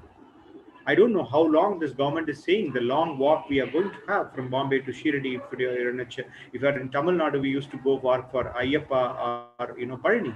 Probably one day government can just wake up and say, hey, long walk is not good for this age, between this age, you should not go for it. It may happen. It may come under the superstitious law. Have anybody has thought before few years it will become illegal? Now it has become illegal. Let's understand. Let us understand the changes happening outside. We are in a big, oven, and we are warm up with the hot water. It's once it become hotter, it's going to kill you. That is exactly happening. And we think who are our savers? They are not our savers. Thanks God, Ayyappa has some devotees. He saved himself. Here in sunny Singnapur, Maharashtra, this Sunny unfortunately doesn't have a greater devotees. He lost what the precious thing was handled for a few hundred years ago. All our parambaras, all our individual indigenous practices has been labeled as superstitious. Today it comes with a cover up so nice. If I'm a modern educated man, I'll say, come on, why the firewalk? I would not have done it if I'm not with Swamiji. Just because he's there, just I'm walking. In my life, I would not have done this piercing limbo and just walking in the firewalk. But I absolutely know once it's done, what happens to you. It's not you are protecting yourself, you just go beyond the fear of a death. But how will we make it legitimate? One law can just kill away, wipe away, throw away all your so-called beautiful system. That's all, you're dead. Then so many panelists will come in the so-called nonsense secular media and they will just give you all bhashans. That will be only be in the museum. That's all, you're dead. So how are we going to make this happen? That is the question just before us. And it may look like a fanatic question. When I just take up this to the audience, it looks like a fanatic question. Hey, all is fine. No, all is not fine. No, all is not good. Somebody is removing your shirt. Somebody is nicely talking and removing your dresses. Come on, let's wake up. It's true. It's not a picture or it's not a story. It's happening. Just in 40, 50 years, I was talking to Premadha Swami, what kind of a belief you have? Apart from religions, if a small kid is little, wake up. My grandma used to take some other mosque also, some other temple also, they put a vibhuti and say, nothing happens. Now, I will not. No parents will do that to the kids. Where is this belief system has gone? So it's not only the law. The whole system is just stamping, indirectly teaching me as a superstitious. A school syllabus has taken a temple word from the book. How many of you know that? It's beautifully done. Last 20-25 years, Alayam Parahu, going to a temple just become taken because of a secularism. So slow and steadily it just become, somebody's talking about a Paris model. They say the beer bar and temple is the same. I mean, this is all the word I'm not given. It's all given by some of the educationalists in this country. We have to be like a Paris model. This is where we are moving. First, they will have a narrative and the top people will come and talk. Then that will become our lifestyle. And whoever is talking about Pachapatni Varatam, firewalk, will be looked down by the society as a fanatic and century of 20th people. And slowly they will build a public opinion and finally it will become a law. So only you can talk and you have to forget about it. That's exactly happened to our Gurukul system. What we were trying to do, we were just trying to revive it, what it was there. And which law was supporting. Forget about supporting. How much is all, got turned against us. Okay. So this is one of the major challenging questions to all of us. That's where we are seeing innumerous time in Hindu medicine, Hindu education, Hindu economics, everywhere the pattern is getting repeated. The gurus who is trying to stand up for this in name of universality, all gurus, I mean, maybe, I don't know, maybe after some time, there may be we all will start believing that nationalism is what Hinduism. I remember Swamiji used to talk about a beautiful story, how a tribal woman go for a pregnancy, in one of the Jivan Mukti books, he nicely went and she goes to room and cut and she comes. It's a casual thing. Today, the same thing, one of the healer who was trying to do in Tamil Nadu got arrested. Of course, we can always debate, is secure, safe, all this properly, it is all done or not. Before 50, 60 years, all the, birth was happening in the home. I born in the home in my village, Agraharam. And once a lady came and just done that. So now that has become legal and that gentleman who was talking about this got arrested. This is exactly happening. I hope all of you understand. So what we were using will be talked about in name of humanity, in name of security, in name of safety measurement, in name of health, it will become illegal. So indigenous, all our system, whether it's an economic, medicine, it's it's not going to be a long time. It will become illegal, and legal will say you, hey, don't even do a service. We know all of this. In the Arab countries, you cannot do your Ayyappa bhajan or any bhajan outside, right? We know that. And we respect, because that is their country. They are the Islamic country. They openly declare it. And the rules are openly defined. They can't do bhajan in the street and other things. In our secular country, what happened? One religion they want in the busiest city of Bombay, Chennai, anywhere, they have a complete right to occupy and do the prayer. Is it so-called majority religion, so-called majority people in this country and Nepal? Do we have a right to do that? If you do, you will be branded immediately as not a law-abiding citizen. If you are a guru, if you are a spiritual teacher who is talking about this, you will be condemned. And what all the ways, in books and not in books, they know how to just make you outskirt this society, and they can just make so-called neutralize the Hinduism. There are many things. There are many enemies for us. One is who is coming upfronting and saying that this is, we won't accept it. It's completely not acceptable. Fine, at least we can talk with them, we can fight with them, we can put our point. There are few people comes and just having the cover of Hinduism, so-called neo-Hindutwas, which is they are against our all these indigenous practices. They wanted to have all so-called scientific proof as per the modern Western standards. That's why Swamiji says it's scientifically unscientific, logically logical, whatever way it is. It's so bad. So let's all understand. So what is the only solutions we can have? The only solution is simple. We need to have a legitimate place. We need to have a legitimate ground. We have a fantastic seed.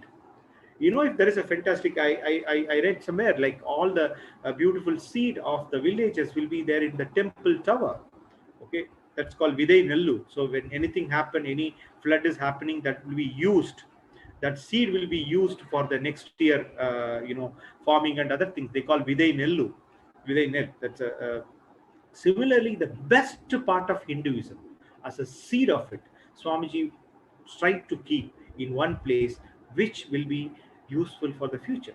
So let's understand that's one of the reasons. So all of us here, we all know Kailasa. That's why we have a vote bank. Take up this message. Let us all understand why we are doing Kailasa, for what Swamiji is trying to do. Let us understand the urgency of it. That's very important. From all corners, we see the life status is outside is very cool and all are supportive to Hinduism. I'm sorry, let's not be in the highest level of utopian dream. This is absolutely nonsense. We are like a crocodile in the oven, a big oven. Now the water is little hot, but once it becomes hotter and hottest, we are all going to die. Hinduism is going to have a biggest threat from the same hottest water. That's the point I'm trying to drive this to this panel. So anybody want to add on this point? Please go ahead. We have, I think, few more minutes. Yeah. Yes. So as see, having the right inner image, us not having Hindus not having the Hindu pride, not having of course, not having the knowledge of our own great ancient systems, which is why we are waiting for Western ideas to be fed into us. Even about Hinduism, if a Westerner writes, we learn from that how authentic it is going to be, and we eat that idea. We eat and fall into these ideas of secular ideas and Western ideas of Hinduism, which is not true. They are giving a negative narrative about us to us. And that is why we feel so ashamed of ourselves, our past, our forefathers, our own traditions. We are actually very ashamed of our own Hindu tradition. That is the truth. And that is why we are eager to jump to modern solutions, Western solutions. And where did it lead us today? We are suffering. We are suffering with the side effects of it, because running behind these shallow ways of life. What is the solution? We need a place with political legitimacy. A country where Hindus can exist freely, can practice Hinduism freely and authentically. That is what is Kailasa. Swamiji is creating the Kailasa nation for all of us, so we can practice Hinduism freely, authentically, not just because it is Hinduism, because it has the best. And we have proven it. We have a proven track record in every field. We have the science that is life positive. It is not about grabbing from somebody else at any cost. It is not about grabbing from somebody's life and using it.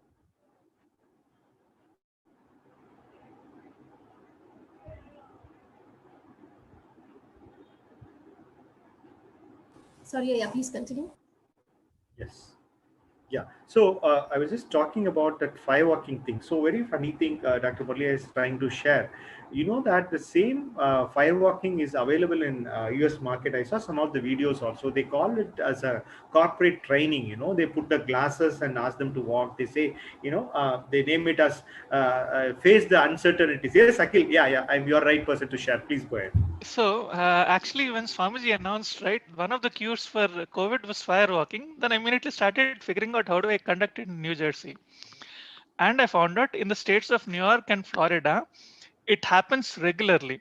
And not only that, the local city in New York, or the town that you call it, promotes it as one of the to-do things. And even New York Times has covered all of that pretty well. And we wanted to do the same thing in New Jersey. Then the COVID lockdown, all those things happened and we couldn't. But it is easier for me to do firewalking in US than to actually come to India and do it. That's the state we are in right now. Exactly. And in fact, they've actually gone on to document a lot more things, right? How firewalking synchron. So they actually, they don't understand the science fully, but so far what they have figured out was, if, for example, if I do firewalk, the benefit of the firewalk is shared by the entire community. I mean, obviously they don't understand the concept of Advaita, oneness and all of that, but how they did was they started to measure the heart rates of everyone involved. So they found entire group, not only the person who's doing the firework, their heart rates were getting synchronized. And they promote it as an activity for getting rid of your fears. It is not just a corporate activity, it is actually embedded in the system. And it actually is not very expensive. For $50 to $100, they're actually conducting per person. I mean, they don't have the lemon piercing and all, they didn't come to that state yet, but it is done pretty, it's not even an expensive pursuit. And the person who actually conducts this, he himself is a professor. So that's what. So somebody may come study our system. Probably they will rebrand it as with the Bible quote, and it'll get a use. Yeah. So I'm sure within the next 1 year, it'll be re-imported by this group in India, certified by US entities. Probably, yes. Yeah. Here I want to share one more thing here. Like even where Swamiji was introducing about the Pariya Kanji, right? The fermented rice kanji, which has lots of health benefits. Probiotic rich, and it has antibiotic property, etc. Then I think after Swamiji introduced about this, when I was I was googling what the status in other countries and all those things, I could able to see about 200 ml of that Pariya Kanji nicely they packed, and about $200 they were selling in the US. I was like, oh God, then they will put another name for it, and they will, as you are telling, they may give another Bible quote or whatever, and they give this is the this is how the thing goes, right? So it's very high time, as you were telling, since we didn't feel the heat, that doesn't mean that we are safe and we are okay. Definitely one day it will become very hot. The water will become very hot. After that, realizing or taking steps towards, we need to come out from this, or we need to prevent, that won't work. This is the very high and sensitive time where we really needs to protect our beautiful, amazing Hinduism science. Rajapandiya, you have something to say? Really, we are in the heart only, but we need an ecosystem, what Swamiji is telling, because in this platform we are talking and what is around the world, because the total scenario is what we discussed, more than a host, and as a Swamiji need to store the seeds in Kailasha for the betterment of future, and we people, we need to stand with the Swamiji, and we need to create our ecosystem wherever we are, and we need to keep our seeds and for the further generation. Thank you. I I would also like to add here, the most important thing which Swamiji is really bringing back in the terms of legitimacy also in every field, he is actually supporting it with the Shastra Pramanas. Please understand, the most important thing is we have the Veda Agamas with us. It's not just anything else. So, am I audible now? Okay. Yeah, okay. So the most important thing is he's bringing in legitimacy directly from the source, that are the Veda Agamas. And for everything that we are actually providing to the world, we have the Shastra Pramanas, we have the Apta Pramana, all the evidences from the ancient scriptural texts. And that is what is the most beautiful thing about bringing back legitimacy to the system. Nobody can question it. Just nobody can question it anymore. And that is why we need to really go forward with, and what he said was ferociously. We really need to go forward. Absolutely. So if all of you viewers, if you understand what are the elements is taking away from us from Vedas and Agamas. How many of you know that already, this is a theory proved in Tamil Nadu that Tirukkural has come from Jesus. Okay. So, and there are debates whether we have to do in Tamil. Swamiji very nicely said there are some people, in name of language, the whole things is just taken away from us. Okay, they're very beautifully they work on. They have a multi-pronged systems to take us away very smartly, very slightly, slow by slow, just to from Vedas and Agamas. So only effort if we just go back. What all the problem today we face, it's not just because of we followed Vedas and Agama. It is not just because of we are little far away, not little, too far away from Vedas and Agamas. The only solution is reverse walk. Going back to them, going back to the roots, what they said, and just reviving it. We'll just try to address this. This is what we are keep seeing after every incident we are seeing from every division, whether being it an economy, being it feministic discussion, being it an education, being it in medicine. All the problem today we just list down and just let us map where we were and why we were and why we have faced it. We could be able to easily address that. Water is getting hotter, and when it is becoming hottest, you don't have a solution. You being a crocodile, you can't just jump out of it. You have to get burn yourself. So let's save ourselves, going back to our root of Veda Agama, right? So that is what we are just trying to conclude. Yes. Yeah. Actually, a few more slides are there. In the healing, spiritual healing. So we just finish all those things. Please continue.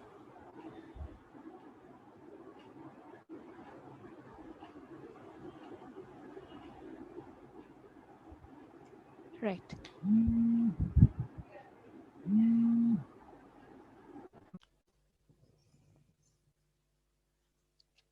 So the divine revelation of the Nithyananda spiritual healing formula after enlightenment, this is Swamiji's Atma Pramana, his own experience. So after enlightenment, I was in a place called Nerur, which houses the Jiva Samadhi, the living energy field of an enlightened master, Sadashiva Brahmendra. One of my teachers at the Polytechnic College, where I studied, came to meet me. She had heard about my healing powers, and she asked me, why don't you initiate us into your healing system? At that moment, I was sitting close to the Jiva Samadhi of Sadashiva Brahmendra. I could feel the master's presence. Suddenly, I heard a sound. When I turned, I saw Sadashiva Brahmendra standing there right in front of me. He gave me a tuft of darbha grass and told me to give it to the teacher and tell her to start healing with it. Just as the thought how entered my inner space, the formula for transferring the healing technology was revealed. I used this divine knowledge to transfer to others the divine experience I myself had. I initiated my teacher as the first Nithyananda spiritual healer. This is the history of the unique, effective, and divine method of healing, Nithyananda spiritual healing, which has so many just sprung forth from the enlightened consciousness and so many healers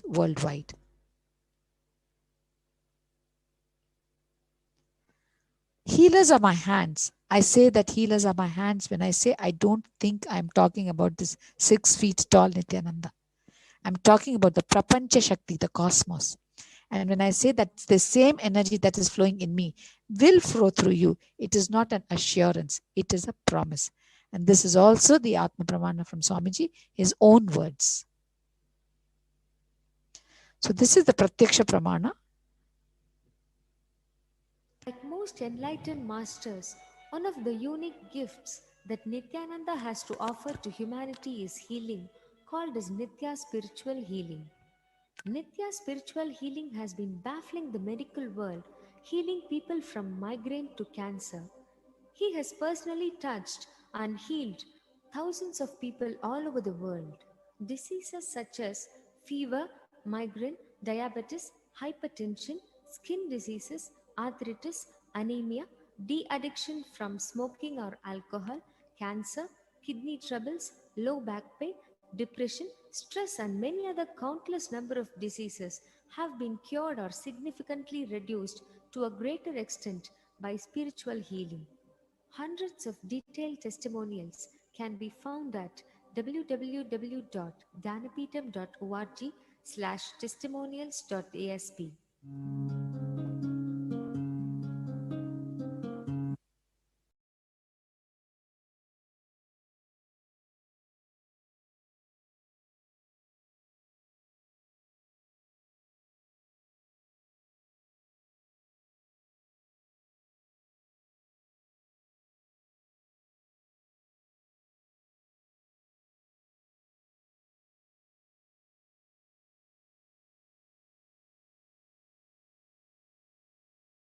Style for this to be given to others. So basically, why no to drinking, smoking, or eating non-vegetarian food after healer's initiation? So when you meditate and practice, yes, ma. Right. The next slide, ma. Right. So when you meditate and practice healing, you will have a beautiful and continuous energy flow. In that high level of energy, if you drink the low energy alcohol and this high energy of meditation will oppose each other. Indulging in these practices creates basically a negative energy in the body. So the lifestyle of a healer is a commitment by you to you. This is a most important thing as far as basically the lifestyle even in our sampradaya is concerned. It is primarily a commitment by you to yourself, a declaration which comes from the level of the being. So do not suppress yourself. Do not fight with yourself. You know it is not good for you. So also understand and internalize that drinking, smoking, or eating non-vegetarian food will oppose the beautiful energy flow in you that will happen through healing.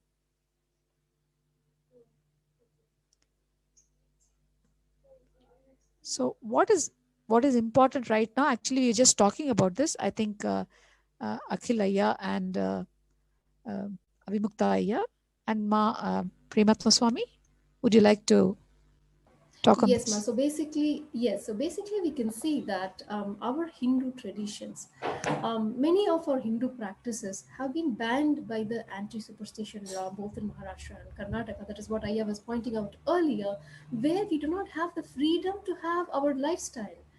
This is a targeted, even though the targeted attack on Hindus and Hindu practices alone, even though the law kind of vaguely defines against black magic and specific practices, but it is they're very much against Hindu lifestyle and Hindu way of system. So the targeted attack is very much against Hindus, where we do not have the freedom, whether it be the fire walking. As I was saying, it is banned in Karnataka.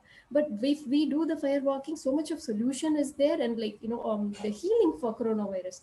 But we do not have the freedom to practice this which is banned by this anti-superstition law. So what basically I'm trying to point out is Hindus out there, if we are thinking that we are living in a secular country with equal rights and equal freedom, that is not true. That is not the case. We have lost many temples, we have lost our libraries, we have lost many lives, and we have lost our territory also. There is no single country in the world which has Hinduism as a state religion. What does that tell us? Do you still feel Hindus have equal rights? There is a state for Christians. There are many countries for Christians. There is a country for Jewish people. There is countries for Muslims. Is there a single country, a single place with legitimacy, political legitimacy for Hindus? We are homeless. We may be many in number, but we are homeless. That is the truth, and Hindus need to wake up to this fact. As Swamiji was pointing out, we may be majority in numbers, but in actual rights, we do not have rights. That is why we need a place of our own, a country of our own, a nation of our own, which is Kailasa, which is what Swamiji, the Supreme Pontiff of Hinduism, is reviving for every single one of us to have a place for us, with political legitimacy, with spiritual legitimacy, with freedom to practice our fundamental rights. Right to religion is our fundamental right, but do we really have it? That is the question that every single one of us need to ask. The truth is,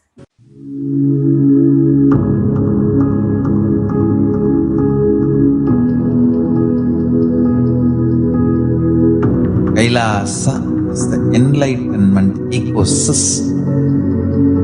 It may be mapped on a temple, monastery, adinam, a nation.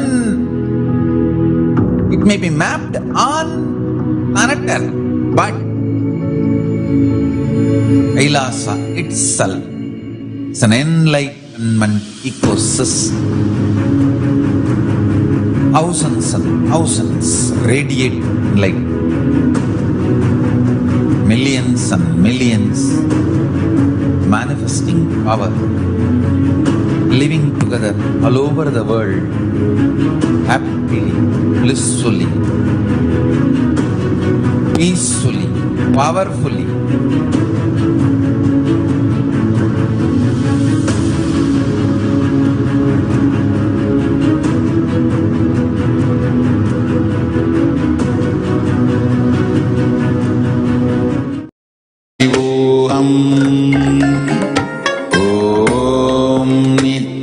Nithyananda Paramashivoham.